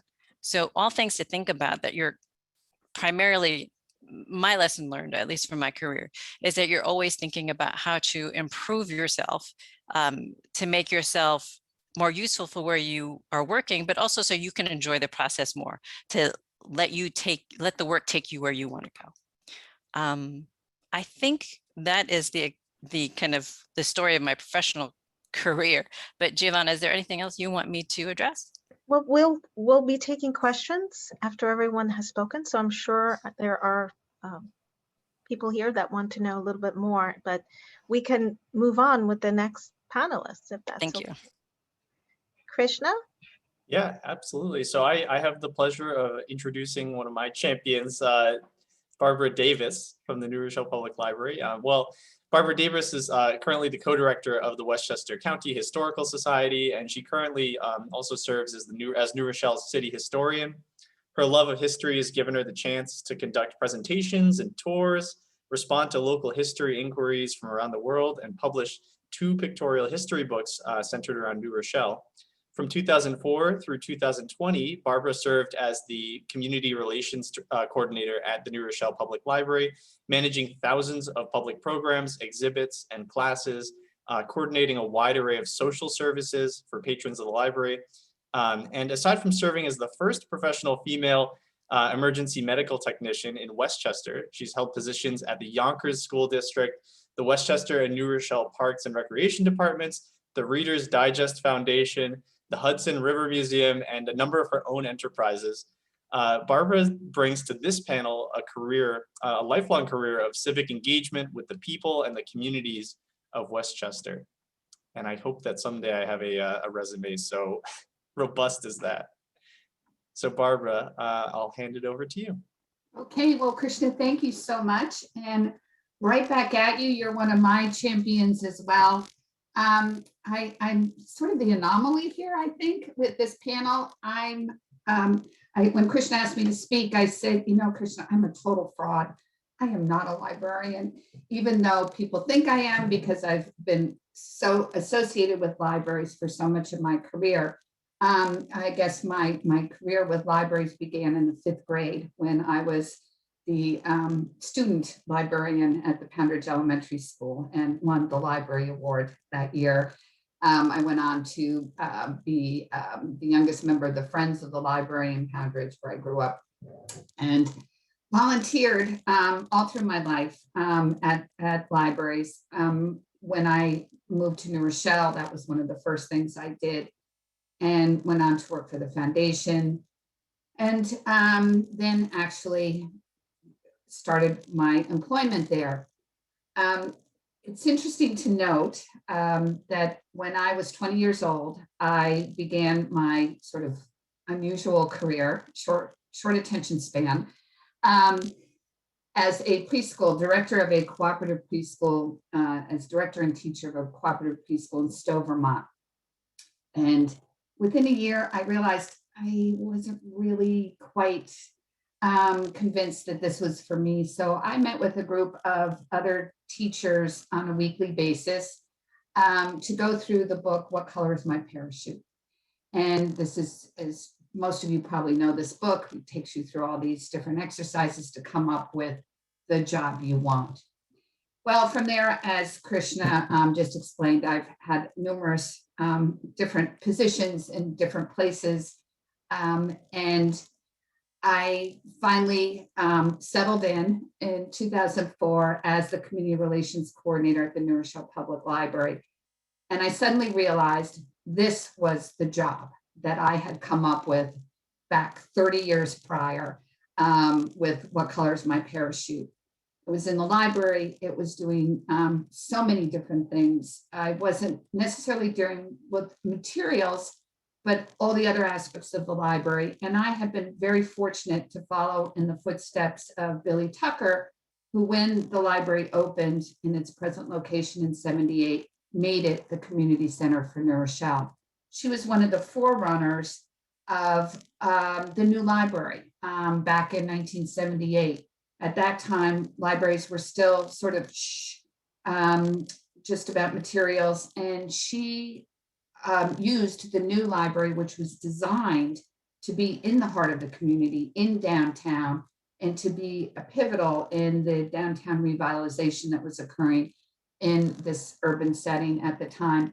And when she retired, I got the position, and I was yippee. This was just fabulous. It was my dream job. So it was the one of the points that was brought up earlier by Christine was when you are thinking about different positions, what do you want? What kind of lifestyle do you want?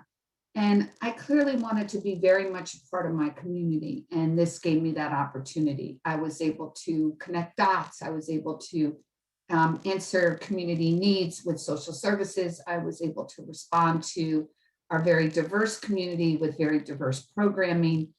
And in addition, I had been appointed the city historian. Not that I'm a historian either, another fraud. I didn't go to school for that. I went to school for education, but mostly what I do is educating. And I have a great passion for local history. And it's social history. It's more sociological studies of the past and how it relates to today. So in my position at the library's community relations coordinator, I was always wearing another hat as well and dealing with the materials in that respect. And that allowed me the opportunity to also be very involved with the new technologies that were always coming to the forefront. I was able to work on getting a full-time archivist at the library. He's terrific.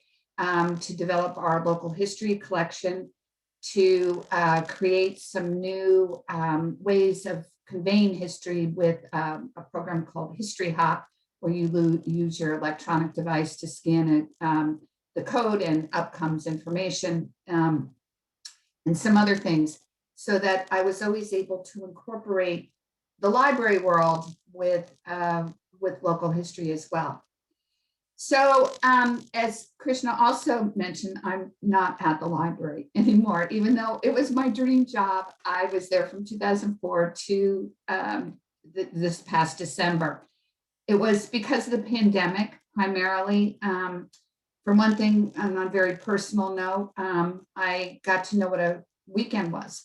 And with my job, I had worked Saturdays and Sundays. I worked 6 or 7 days a week because I loved it so much. And it wasn't, I didn't really consider it work.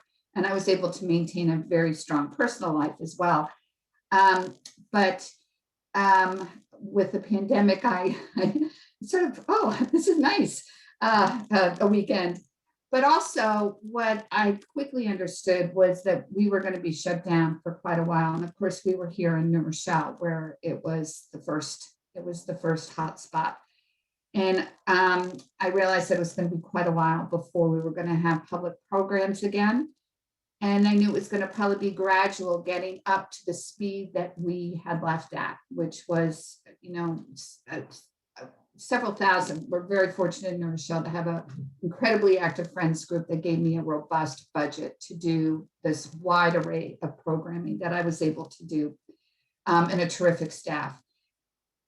So, and I also realized New Rochelle's changing. For those of you who are unaware, our downtown is being transformed, and the whole concept is this new urban design close to the train station. It will bring in millennials that are connected with the city, and they're projecting 9,000 rental units being available within just a year, 30 different high rises going up simultaneously. And I realized this was the right time to make a change, that it would be the right time to let somebody else come in and take over what I have been doing and give it their own stamp, their own slate, their own perception of community needs. And I had also been asked by the Westchester County Historical Society to consider taking this position. So I made the big switch. So now I'm in a completely different environment. And one thing that I think is important when you're considering jobs is, what age group do you want to work with? And I know I'm missing very much the children that I got to spend time with before the pandemic in the library. But I'm at the County Record Center, and this is where the public records are kept. The Westchester County Historical Society is given the room there and the space, terrific staff of 3. And our librarian, Pat Raftery, who spoke to WLA, is just amazing. As is Jackie Graziano, who's in the charge of the reading room with the archives. And I'm able to work a lot with libraries and with the local historical societies and local historians, and bring some of my expertise that I gained from New Rochelle Public Library and connections with libraries to the Westchester County Historical Society. So that's my journey and how I came to this point in it. I think what Clara pointed out of not siloing is so critical. I think when I was project librarian, yes, they gave me that title for the Tall Tree Initiative with the Reader's Digest Foundation. It was all about collaborations between schools and libraries. And everybody thinks that's a natural. And we soon learned, even with a several $1 million budget over 3 years in Peekskill and New Rochelle, that it's not necessarily an instant kind of partnership. Schools and libraries, very different cultures. But schools and libraries, the different organizations in the community, those connections and collaborations are what makes our organizations and our communities stronger. And I'm hoping to bring that sense of collaboration wherever I go.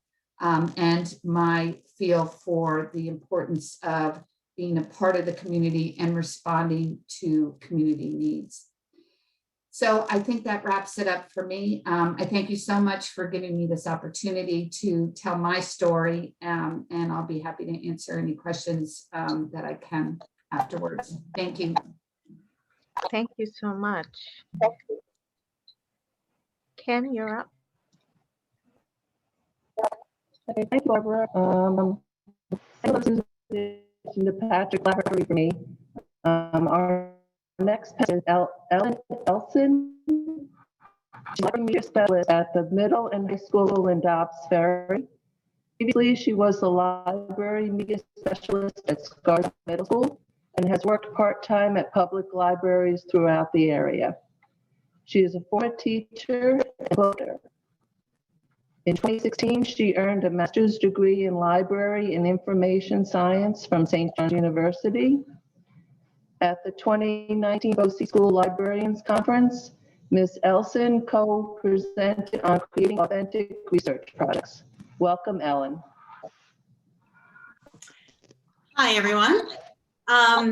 So I'll start by talking a little bit about my journey create a little slideshow. I'll tell you guys about sort of the different aspects of the job and the pros and the cons and challenges and so on. So as you heard a little bit, so my background was when I graduated from college, I taught 7th grade reading for a couple years in rural North Carolina with a Teach for America program. After that, I went to graduate school got a master's in English language and literature at Penn State. Then I moved to New York and I worked in book publishing for about 7 years until I had my first child. And then I ended up deciding to stay home with her, and then I had 2 more children. And I was a full-time mom for, I think it was about 11 years. And during that time, did some volunteer work in the elementary school library where they attended. That's the school they attended. And started to think about what my next phase of life would be. I was interested in getting back in the workforce and realized that would be a really wonderful combination of my interest in books and reading and literature and education and working with kids. So that I started at St. John's. After my first year there, I saw an ad in the St. John's listserv about a part-time job at a middle school library in Westchester, and I live in Westchester, so that was a great opportunity. And so I worked there part-time while I finished up my degree, and that was a really great opportunity to get some hands-on research in schools too. So then I ended up becoming a middle school librarian, and I did that for 4 years. And now I'm at a combo middle high school library. This is my first year in Dobbs Ferry. Very strange year to start at a school, so we'll see. It might look a lot different next year. I hope so. So I'm going to go over to my slideshow. I'm going to share my screen now. Oh, I'm disabled my screen sharing. Is there a way of fixing it? You should be able to now.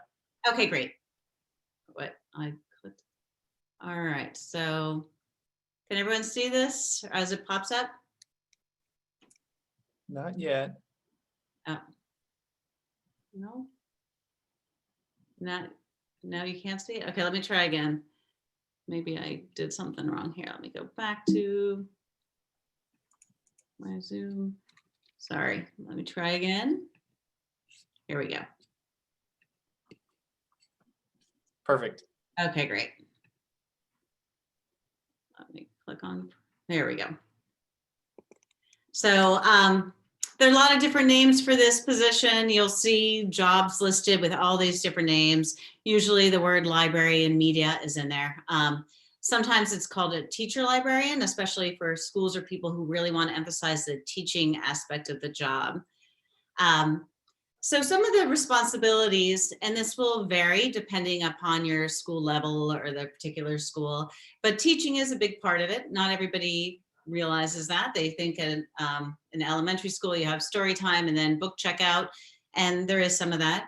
At the secondary level, you do a lot of teaching of digital and information literacy skills. You might be teaching things like how to evaluate websites, how to detect bias, how to cite sources properly, and so on, how to use different databases.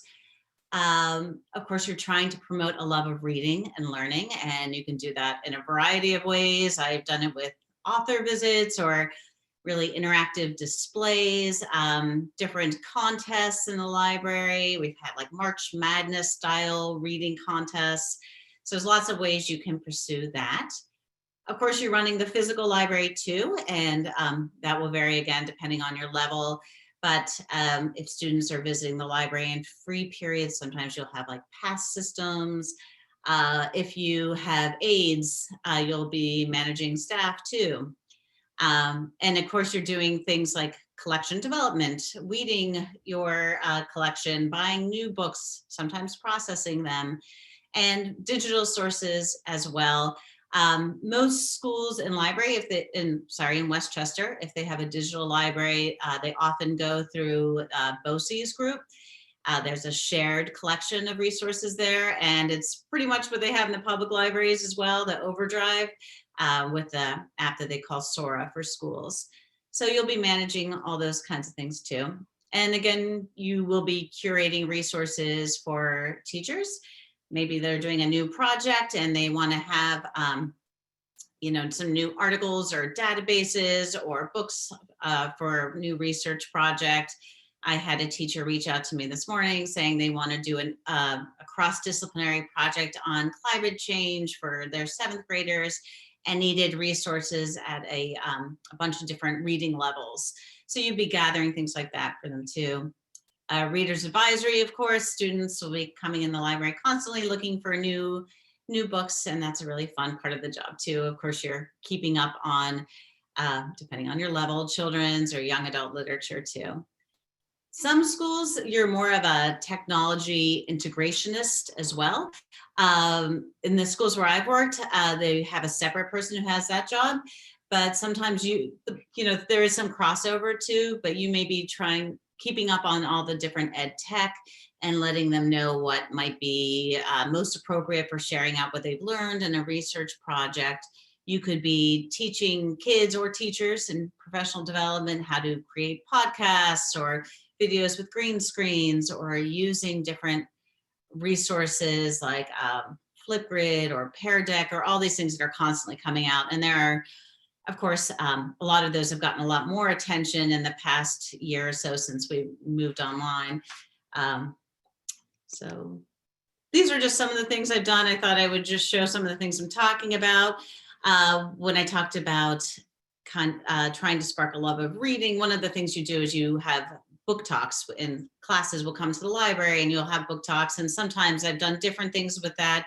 There's a book tasting in the upper left-hand corner where I decorated the classroom as a restaurant. We had music playing, and they had different tastings for different genres of books at different tables, and then would move on to the next course. And it was just a way of exposing them to a lot of different books before they would choose one for like an independent reading project. And on the right, there are some examples of some displays.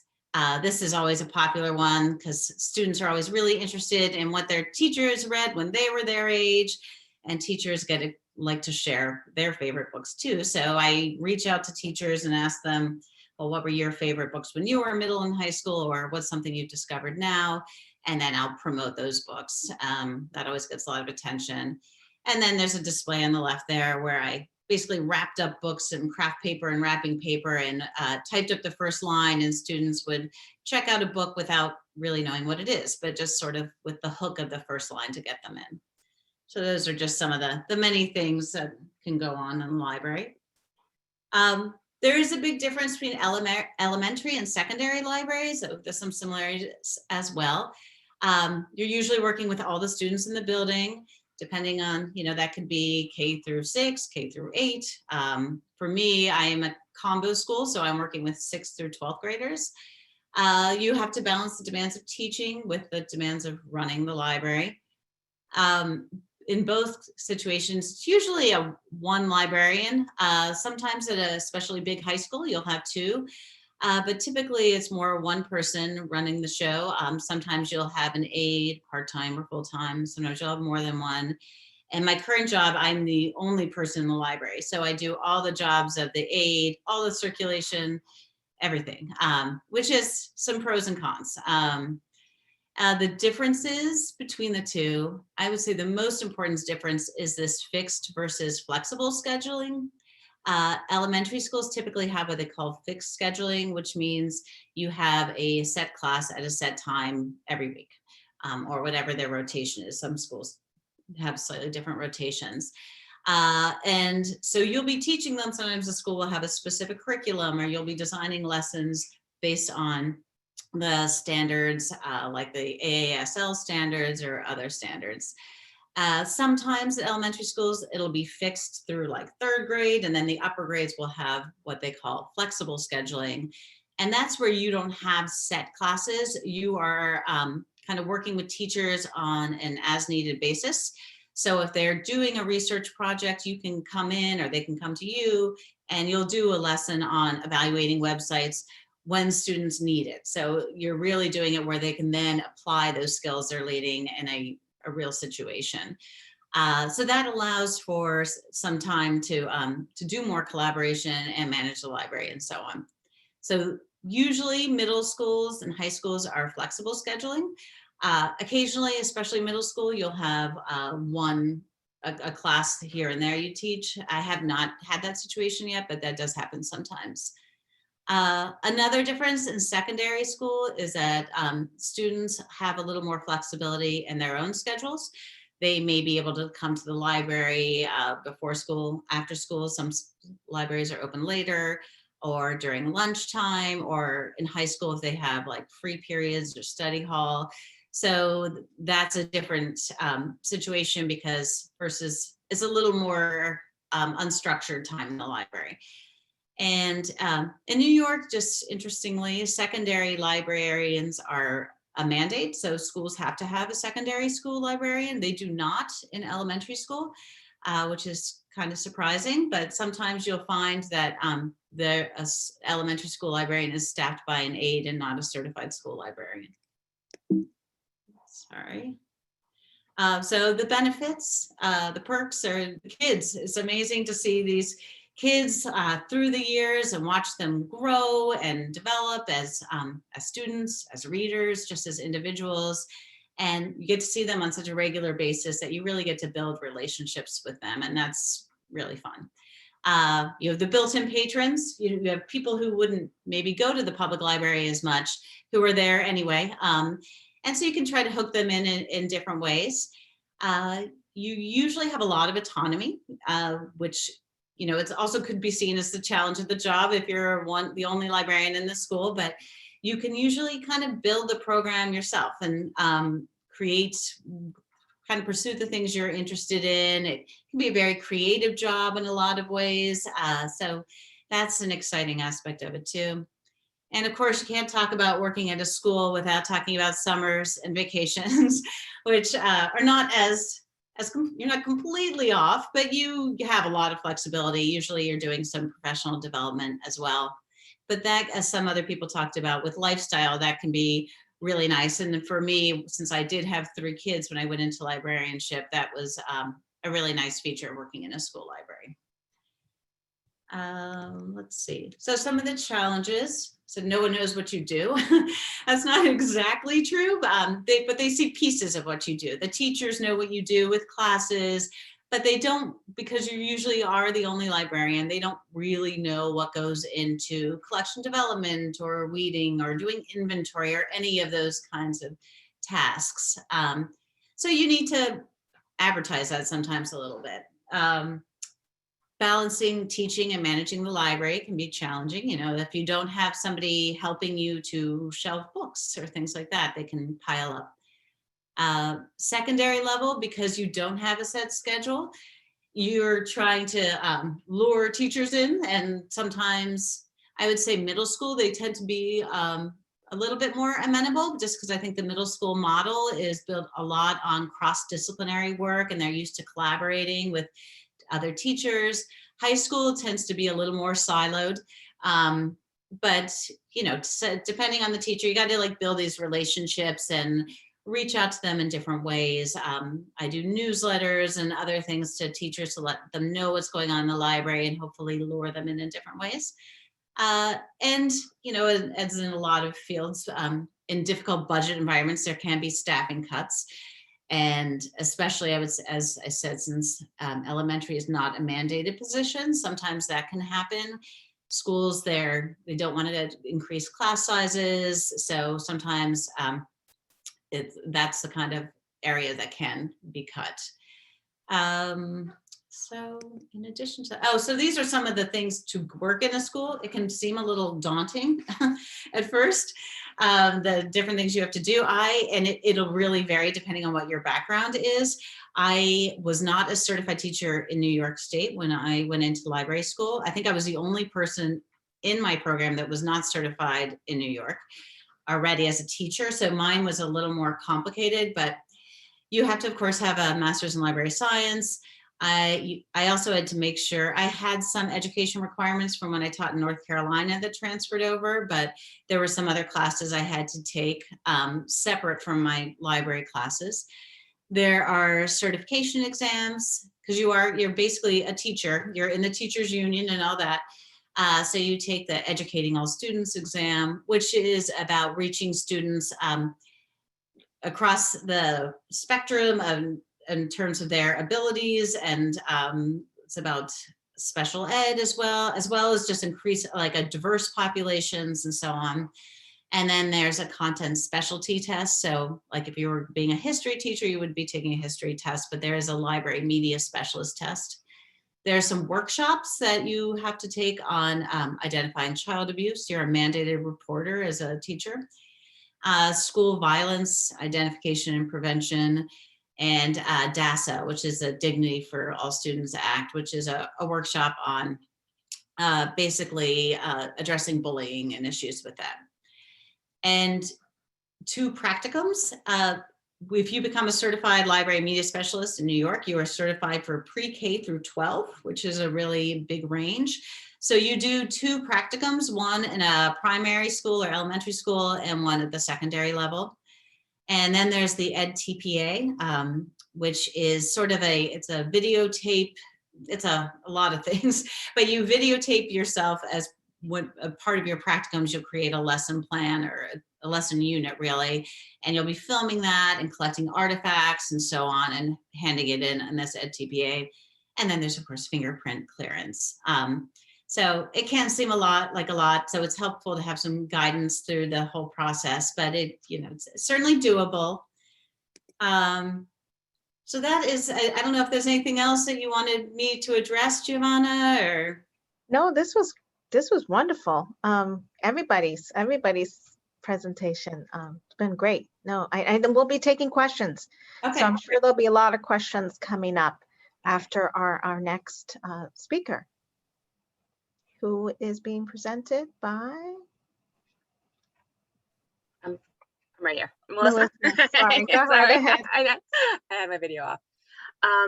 It's my pleasure to introduce our next speaker. David Waring recently retired this past January as the Peterson Music Librarian at Greenwich Library in Greenwich, Connecticut, a position he held since 1987. He was featured along with Greenwich Library's extensive music collection in a 2002 New York Times article entitled "At Greenwich Library, a Music Man of Sorts." David was born in Newark, New Jersey, and received his BA in literature from Ithaca College in 1973 and his MLS from Southern Connecticut State College in 1980. His first job in a library was as a conservation assistant at the Sterling Memorial Library at Yale University. And prior to becoming a music librarian, he worked as a reference/audio-visual librarian at both Lakewood Public Library in Lakewood, New Jersey, and Ramapo College in Mahwah, New Jersey. Here's David.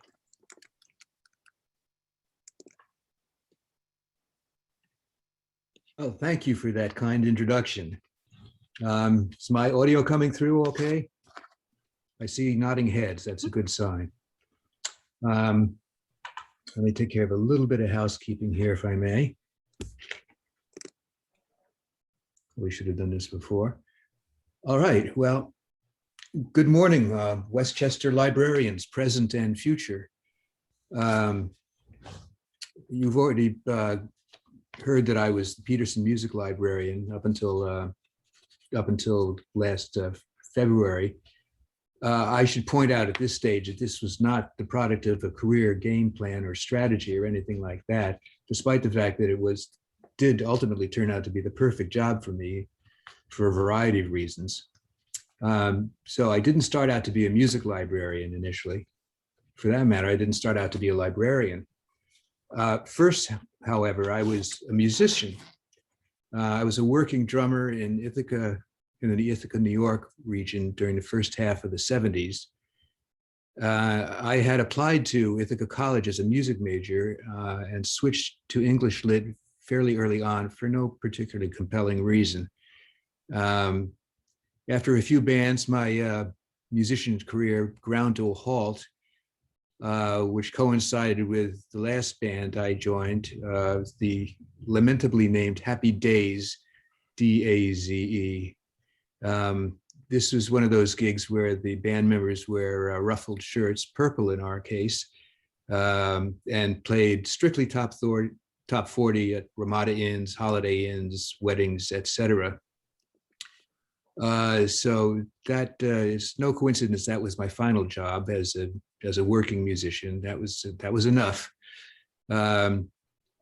My transition to a day job, as they say in musician parlance, started when I moved back in with my parents in Connecticut, which is something all musicians do, and my parents are getting pretty sick of it. Significantly early, I had an earlier summer job in the New Haven bookbindery, and that came into play when I applied for a job at the Sterling Memorial Library at Yale as a document preservation assistant. The boss there, who had also been my boss at the New Haven bookbindery, was the remarkable Jane Greenfield, eminent authority on all things bookbinding and document preservation and conservation. And I guess she felt that since I had navigated my first stint under her tutelage reasonably well, that I could probably hack the job at the Sterling Memorial Library. Now, what routinely happened was the conservation studio would receive materials from the Beinecke Rare Book Library, which was diagonally across the street. And actually, there's an underground passage between the two libraries. And if we received materials that the Beinecke staff adjudged needed some of our attention, a little TLC, deacidification, mending, document mending, et cetera, et cetera. Notable among the things that came our way in the conservation studio were the Paneth Codex, which is a remarkable artifact. It was a compendium of all extant medical knowledge in Eastern Europe circa 1260 or thereabouts. And it was just a charming thing to examine and work on as well. It had little doodlings in the margins, little whimsical things, and the most fabulous illuminations in gold, no less. So it was really quite something to behold. Another interesting item from that came over from the Beinecke was the score to Paul Hindemith's When Lilacs Last in the Dooryard Bloomed, which was set to a poem by Walt Whitman by the same title, and was an elegy for Abraham Lincoln. I became very fond of that particular piece of music as well. However, my primary responsibility for the first 3.5 years was the Carey collection of playing cards. Carey, in this case, being Mary Flagler Carey, the well-known philanthropist. And the Carey collection was the outstanding collection of playing cards and related materials at that time. I think it may still be. There were 2 other collections in the running for that honor, but I've forgotten their names. While I was working on the Carey collection, I got wind of the fact that Yale would pay for half of my tuition if I wanted to pursue an MLS. I spent the final 6 months at Sterling in the manuscripts and archives department, working on Yale historical photographs while I finished my degree. At this point, I figured I'd be a hot commodity. Conservation / preservation seemed like a burgeoning field. In the reality, however, conservation preservation gigs were quite limited. Be that as it may, however, my first post-MLS job was in the Municipal Archives of New York City. I was working on the architectural drawings for the Brooklyn Bridge, whose the centenary of which was coming up. That job lasted 2 days. Funding dried up, which was often the case in New York City in the 70s. After that debacle, I spent about a year all told perusing the New York Times, the Chronicle of Higher Education, Library Journal, et cetera, before I got my first librarian job in July of 1981 at Lakewood Public, New Jersey. It was a reference audiovisual librarian position. part of my job was buying LPs in all genres for the library's collection, which is sort of how I got my foot in the door of music-related responsibilities in the context of being a librarian. Like many jobs, almost all jobs, I suspect, this one had its pros and cons. It was in the former category, it was a fine environment for learning the reference ropes. There was a steady amount of traffic, reference questions, but not overwhelming. So that was a way to get my feet wet, so to speak. The con, however, was that the neighborhood was pretty funky. I was kind of afraid to walk around, to be honest. And I spent time in court as a witness 4 times. I stressed the fact that I was a witness. Generally, they were things to do with assault in the library. Of course, we had the obligatory flasher as well. Anyway, after 4 years of this, my feelings about the job could be summed up in 3 words: let me out of here. I was fortunate enough at that juncture to get a job in Ramapo College in Mahwah, New Jersey, once again as a reference audiovisual librarian.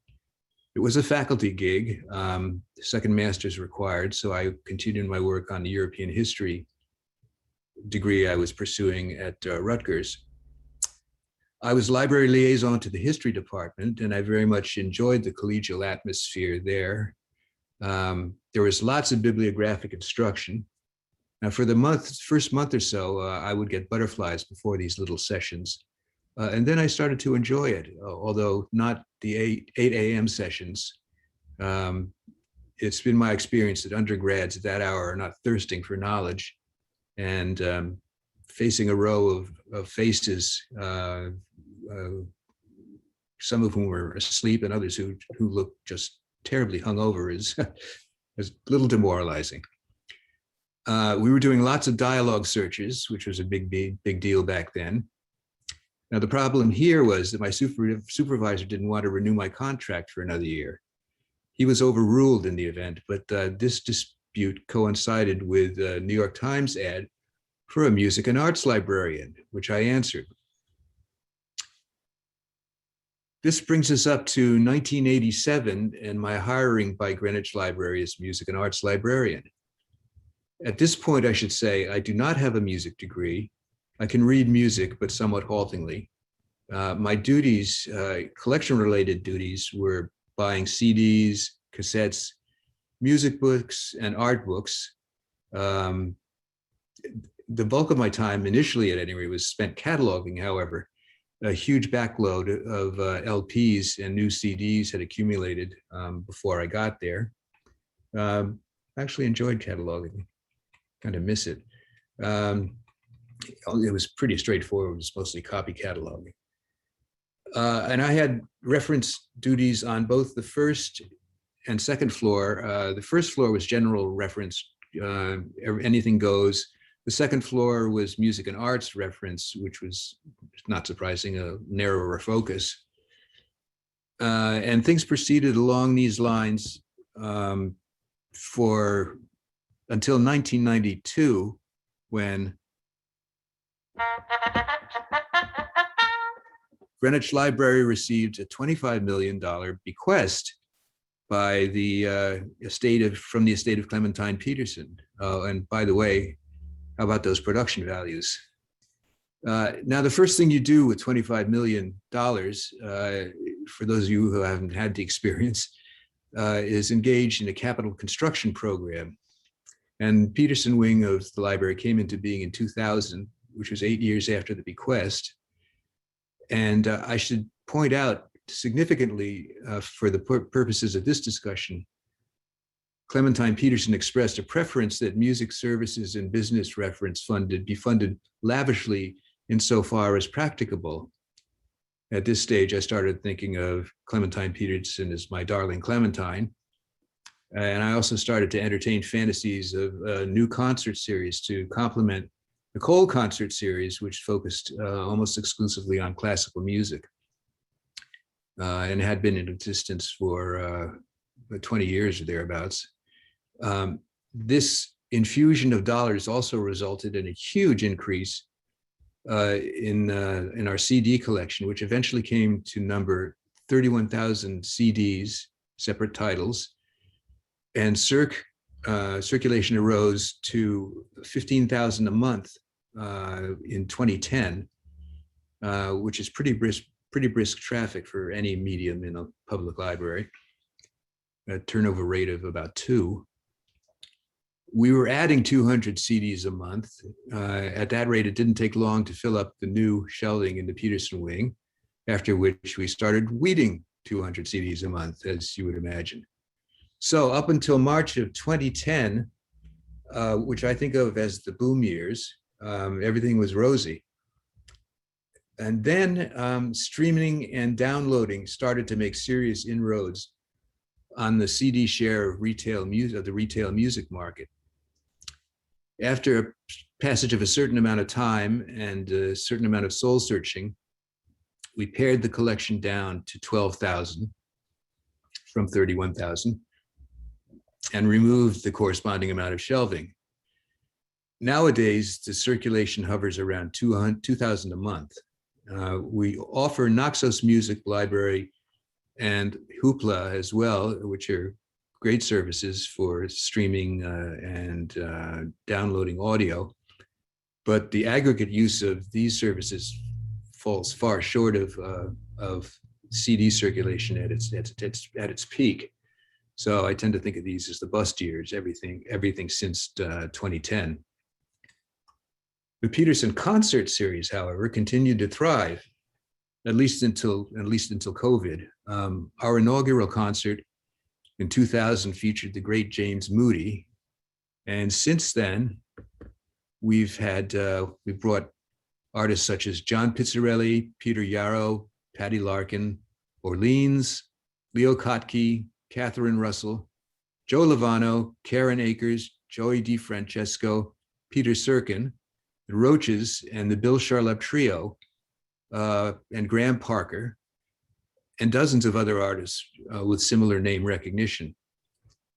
This has been pretty much the most fulfilling part of my job there.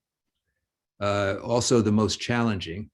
In the early years, I was deciding which musicians to invite to play, and I was engaged in the contract negotiations. I would coordinate travel, lodging, and catering for the artists, setting up the music gear, drums, bass, guitar, amps, mics, what have you, running sound, sound tech, and I was also MC for these events, which is a little bit much. And about 10 years on into this series, I farmed out the sound tech responsibilities to a musician with whom I'd worked in a variety of bands who was particularly skilled at sound reinforcement.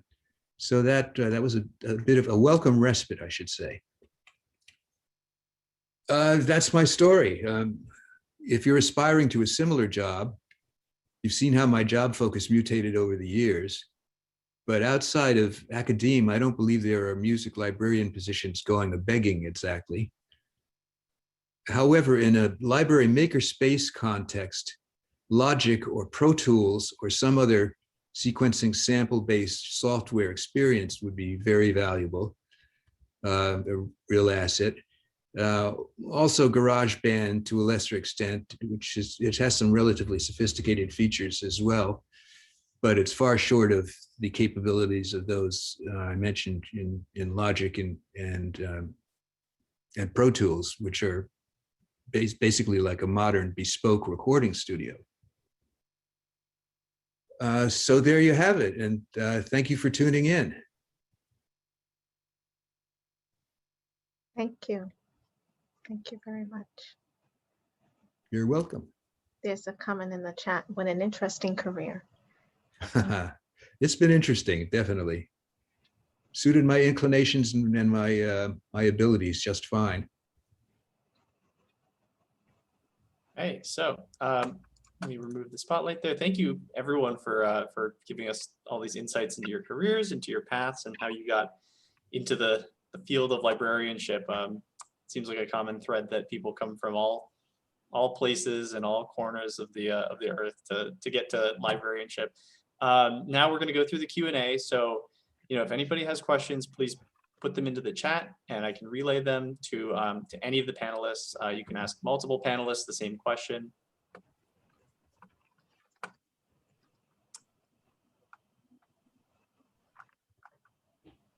Giovanna, did anyone send you any questions?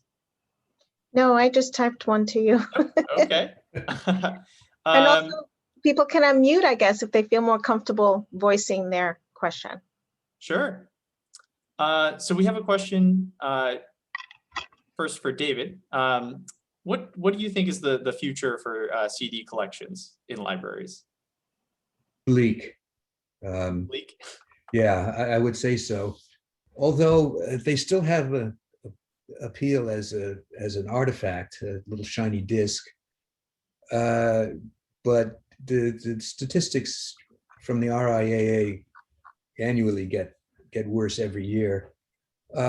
However, with the resurgence of vinyl, which surprises me to this day, you never know. CDs do have advantages over streaming music. You get all the metadata, for one thing, which you can get on some subscription sites as well. Plus, to get the nice graphics, and it's a physical object. It's a little artifact you can actually hold, which appeals to a lot of people. So, by and large, it doesn't look too rosy for the CD, but we live in an amazing world where music is all varieties of music is so readily available.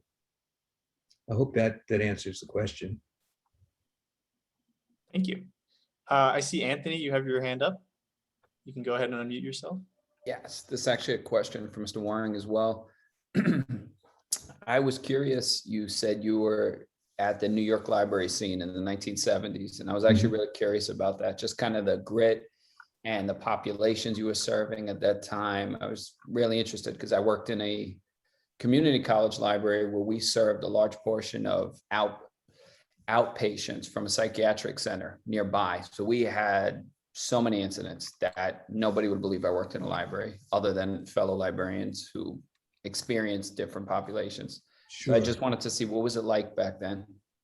Well, were you referring to my Lakewood Public Library job or my municipal archives job in New York City? Probably the municipal archives. I don't know how many patrons were actually able to get into that area, but you just mentioned that the police were frequent there and incidents like that. I was just wondering how the environment and culture was back then within the library. Well, I led a pretty sequestered existence for the 2 days I was there. So I think you're probably talking about Lakewood. The police did have a presence there, but by and large, they showed reasonable restraint. It was basically an inner city environment. Latinas, Latinxes, and African Americans predominated in the library in the neighborhood. But it was, it wasn't like a combat zone. I don't want to oversell that point. And it was, if nothing else, it was a good way to get my feet wet as far as conventional library works are concerned. It also had a huge, the biggest yeshiva in the country at that time was located in Lakewood, New Jersey, and they were frequent. The members of the yeshiva were frequent visitors to the library as well. So that's the sort of ethnic mix going on in Lakewood, New Jersey, circa 1982 or thereabouts. Okay, thank you. You're welcome. Okay, so I think we'll give you one more, David, one more question, and then we've got two for Ellen. So, David, do you think that a musical background, instrumental or singing, is needed to pursue music librarianship, or is a strong appreciation enough? Well, I would say the latter, at least in the context of where I've been working for the last 33 years. It's sort of the position music librarian there is really sort of sui generis, largely because of the funding that was available. Just it's Greenwich Library, so it was already in an affluent community, and then this bequest comes along, earmarked insofar as practicable for music services and business references. So that's relatively unprecedented, that kind of, maybe totally unprecedented, that kind of money for a community that size. And not everybody works in a library that can bring in artists of the caliber that I recited there. So I don't know. I don't think there's much in the way of similar library gigs. You might work for a large municipality and get that kind of responsibility, but it's not a real good match for the Lakewood model, as far as I can tell. I hope that answers the question. Thank you. All right, so we've got 2 questions for Ellen and then 2 for Christine. So Ellen, this is actually from one of your co-panelists. You have such imaginative ways to present books to the students. Where do you mine for new ideas? So I would say a few places. The school library journal sometimes has ideas. A lot from online sources, like I'm in a lot of Facebook librarian groups, which can be really helpful. Sometimes people will be looking certainly for display ideas, but all sorts of things that's helpful for. Pinterest too can be a great resource and can be a springboard for ideas. So I would say those are the places I mine the most. Okay. Also to you, are LMS actually using the Empire Information Fluency Continuum? It was big in my program. Yes. I think I said AASL too. So as I said, there is a lot of autonomy. No one has told me what standards that I should be using. So, and there's, of course, they're not that dissimilar either. So yeah, so certainly some librarians use that. Okay. And one more before we go over to Christine. For Ellen, I'd like to become a youth services public librarian, currently an adult reference librarian. What is your advice for the ways in which public youth services librarians should establish and maintain relationships with school media specialists? I'm glad that you asked that, Patricia, because something I thought about as people were talking about how siloed libraries can be. I'm in a really lucky situation this year in that my district is small. We have one elementary school librarian, one secondary school librarian, and we're both new this year. At the public library, they have a brand new youth services or brand new teen librarian and brand new children's librarian. So we have 4 brand new librarians. And so, which has opened a lot of opportunities because we're all eager to make those connections. So so if there are new people, I think sometimes that can help before people get too set in their ways. One of the ways we've worked together is I'll promote things that are going on in the public library in my library.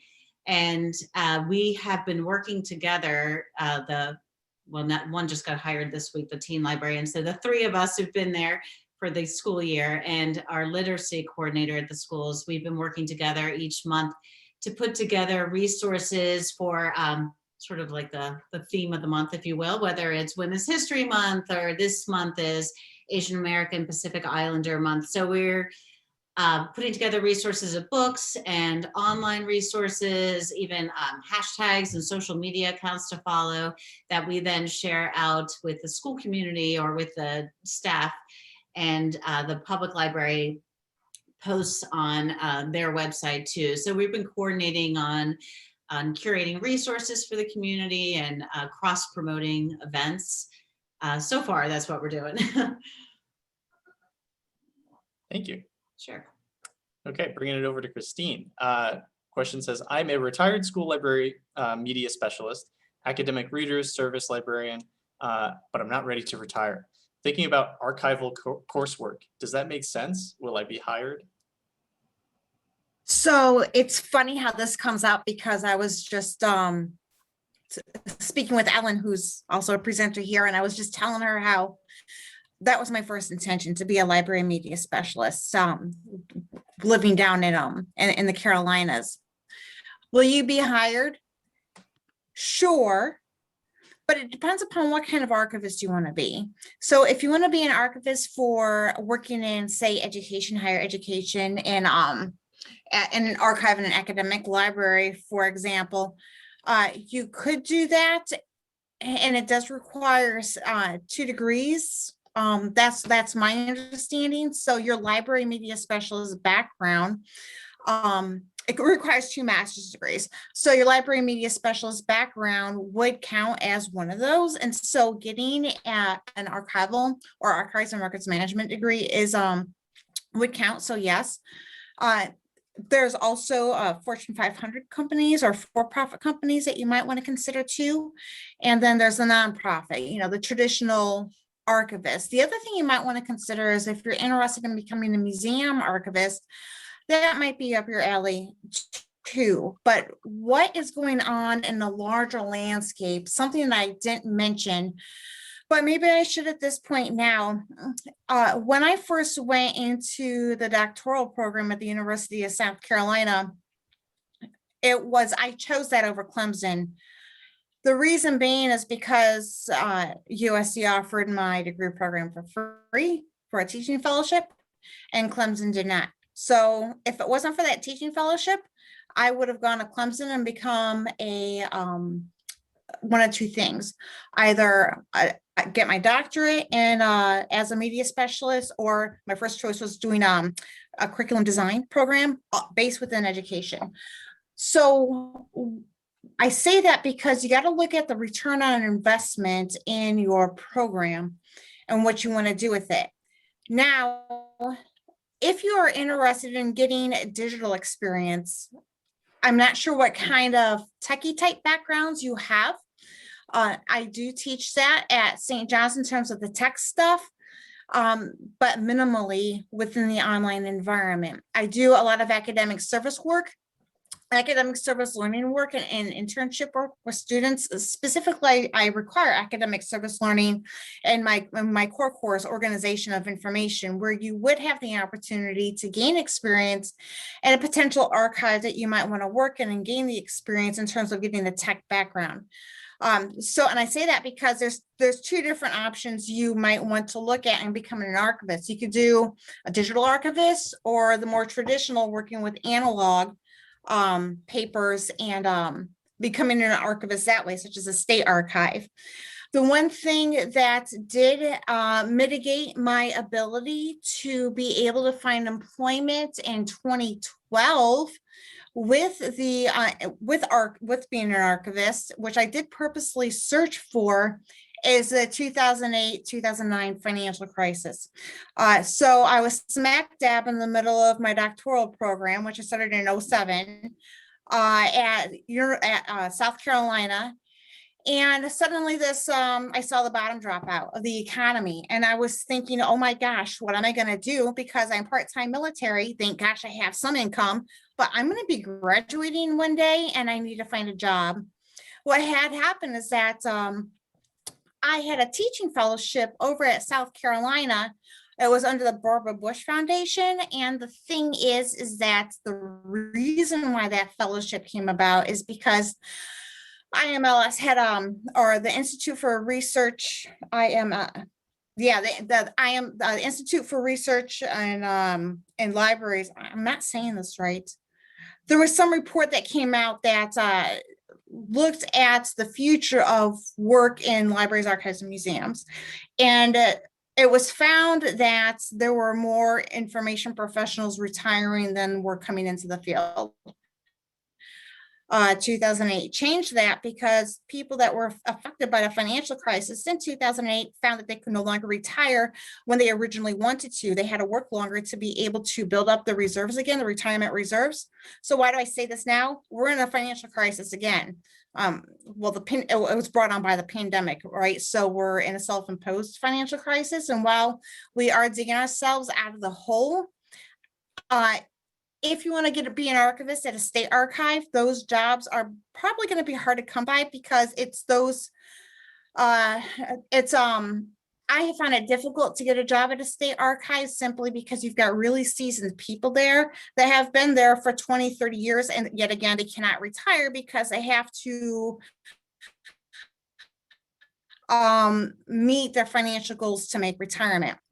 So if you want to go and work for, say, a nonprofit or a historical society, or if you want to get your feet wet in becoming a digital archivist, and you're willing to extend your trajectory in terms of your net, in terms of if you'd be willing to be an archivist or a records manager, I would say yes, it's certainly worth your time, because more and more for-profit companies are hiring records managers, which came from the 2008 debacle with Enron, Tyco, and WorldCom, where people were cooking the books and suddenly records managers became really important, right? It was also at that time that it became the first time in a court of law to where digital information, email, was admissible as evidence in a court of law. Now, after the pandemic, we're seeing the increased need in people, information professionals,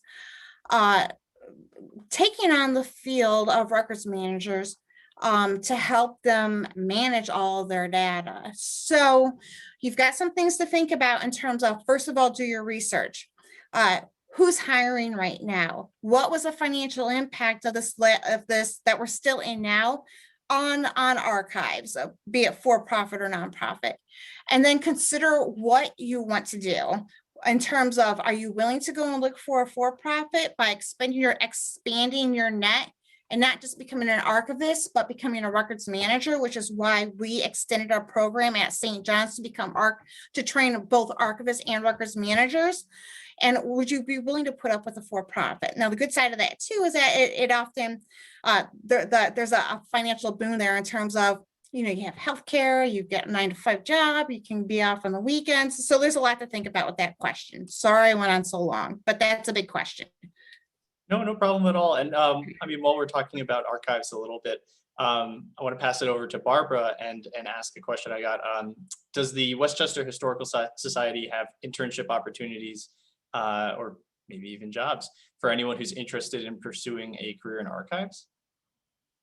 I've been wondering if I should jump in on this because of my experience at the New Rochelle Public Library. I was able to make a case for a full-time archivist because our library has the largest repository of materials related to New Rochelle history. And this is a solid, sustainable niche for the library. That collection's always going to be there. The community's always going to need it.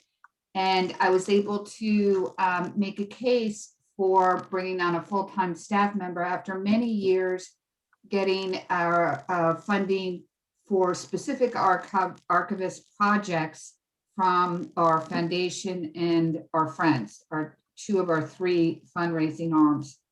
And they gave generously over the years, but it was clear that our collection was so vast, and not only to do the analog archives, but also the digitization, because libraries are all about making these records accessible. From my point of view, I think there's going to be a big need.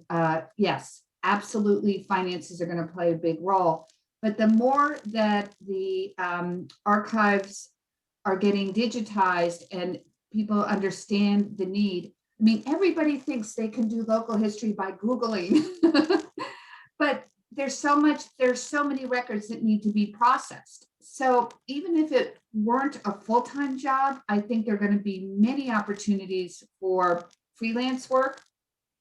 And if you have any entrepreneurial motivation, doing a freelance kind of thing as a second chapter in your career, I think there's plenty of need for it. And if you like working on your own and concentrating on a task, that's a really good thing for doing the archivist. Record management also, I think, is a huge career opportunity if you have that kind of temperament. Oh, I didn't answer the question about the Historical Society. We are a nonprofit. We have 2 co-directors. We share part-time positions, and we have 1 librarian. There's plenty of opportunity for interns. We have a number of interns working with us now and lots of great projects. And that's one thing I didn't bring up with my talk. For anyone who's thinking of a career change, and you probably know this already, but I'm going to remind you to volunteer first to make sure you like it is so important. I was fortunate with the Historical Society. I'd been the president, I'd been on the board. I was used to the culture. I knew the organization, and I knew the kind of work. So through volunteerism, I knew that this was going to be a good fit for me. So I recommend that to others. Excellent. And we had Daniel in the chat said that he did a internship for the Historical Society when he was an MLS student.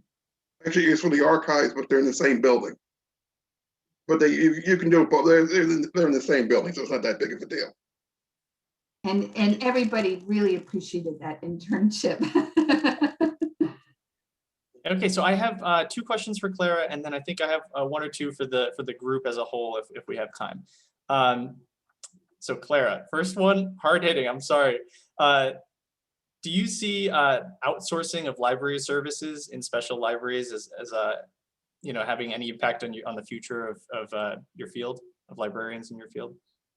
Yes, and I don't think that would be the similar case in other library areas as well. I mean, to some extent, when you're talking about archives and projects, it's outsourcing because they're not taking those people on full time and providing the same kind of beneficial structure that a full-time employer would get of an entity, right? But yes, the big player in the library field is LAC.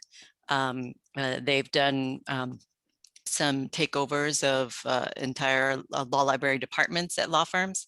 But really, that's all dependent on the culture of the law firm.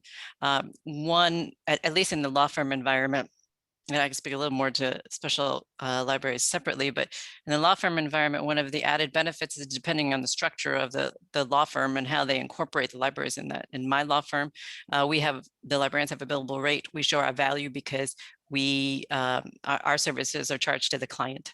So that is beneficial to the firm because they're making money from the work we do, and it also alleviates for the client the cost of having an attorney do work that has a higher billable rate if they were to do it, as opposed to having our assistants getting that done. But there's contraction depending on what you're talking about. From what I can tell, library departments might be leaner to some extent, but there's also some change in what that means, where as opposed to some libraries having all of their librarians and related library jobs in one location, there's some evidence of embedded librarianship in different practice groups. So they operate within the budget of those specific legal topics. So there'd be an embedded librarian or librarians in the securities and transactional intellectual property, different parts of the law firm. So there's contraction in the way you perceive it or see it. There's also space changes. So the linear footprint of libraries in the private sector is definitely getting smaller. A lot more is electronically available. That doesn't necessarily change the staff element in terms of working with those materials, because our connection to it is still the research element, whether it's print or electronically available. So there's changes, there's adaptability for sure. In terms of other special libraries, the size is smaller, but only if you look at it from a specific library title. So there are people who are working within different industries doing library work, but not in a library. So their titles aren't library assistant, library director. They have different components to their titles, more like business research center or records management. Records managers have library degrees, but they're not necessarily tied to a department or entity called the library. So still prevalent in lots of the Fortune 500 companies. So yeah. And one more for you. So you spoke a lot about the importance of what was the question? Oh, of associations and joining groups, interest groups. Are there any associations, one or two, that you would recommend for library staff who are looking to diversify their interests? Yeah, so if you're interested in specifically law librarian work, WLA, which is the national organization, is fantastic. It's bar none the best one. It provides a lot of great educational or practical sessions, especially in the annual conference. The local chapters really work out well. I would suggest people do really mix up of that. I'm not a member of WLA, but I'm actively a member of the local New York chapter, LAGNY, and they do lots of local programming. But also access to these associations can be as easy as attending the events without being a full member. There may be some different cost structure for that.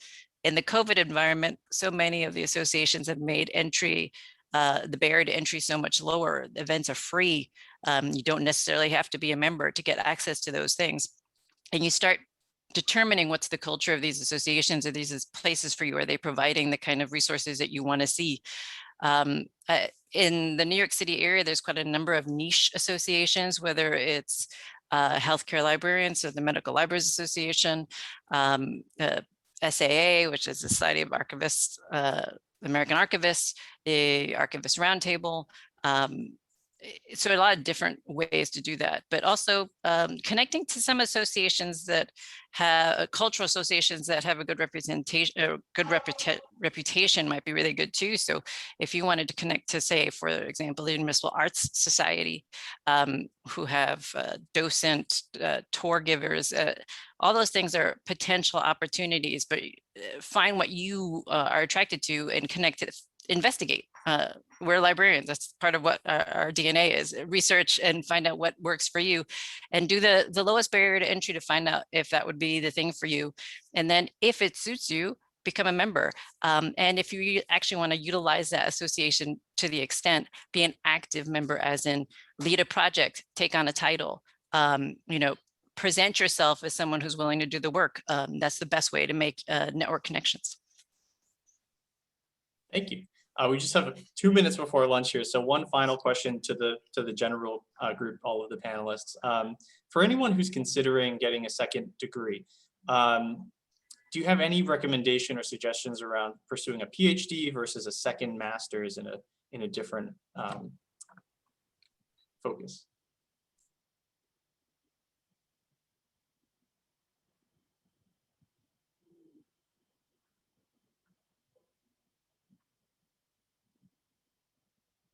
So maybe I can answer this. Sure.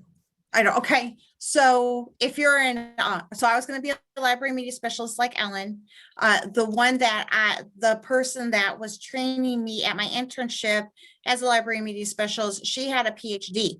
Now, the benefit of having a doctorate within that realm, at least in the Carolinas, is that you're put on a higher pay band. So the more degrees you have, the higher pay you get. Unless you want to go into teaching, don't get the PhD.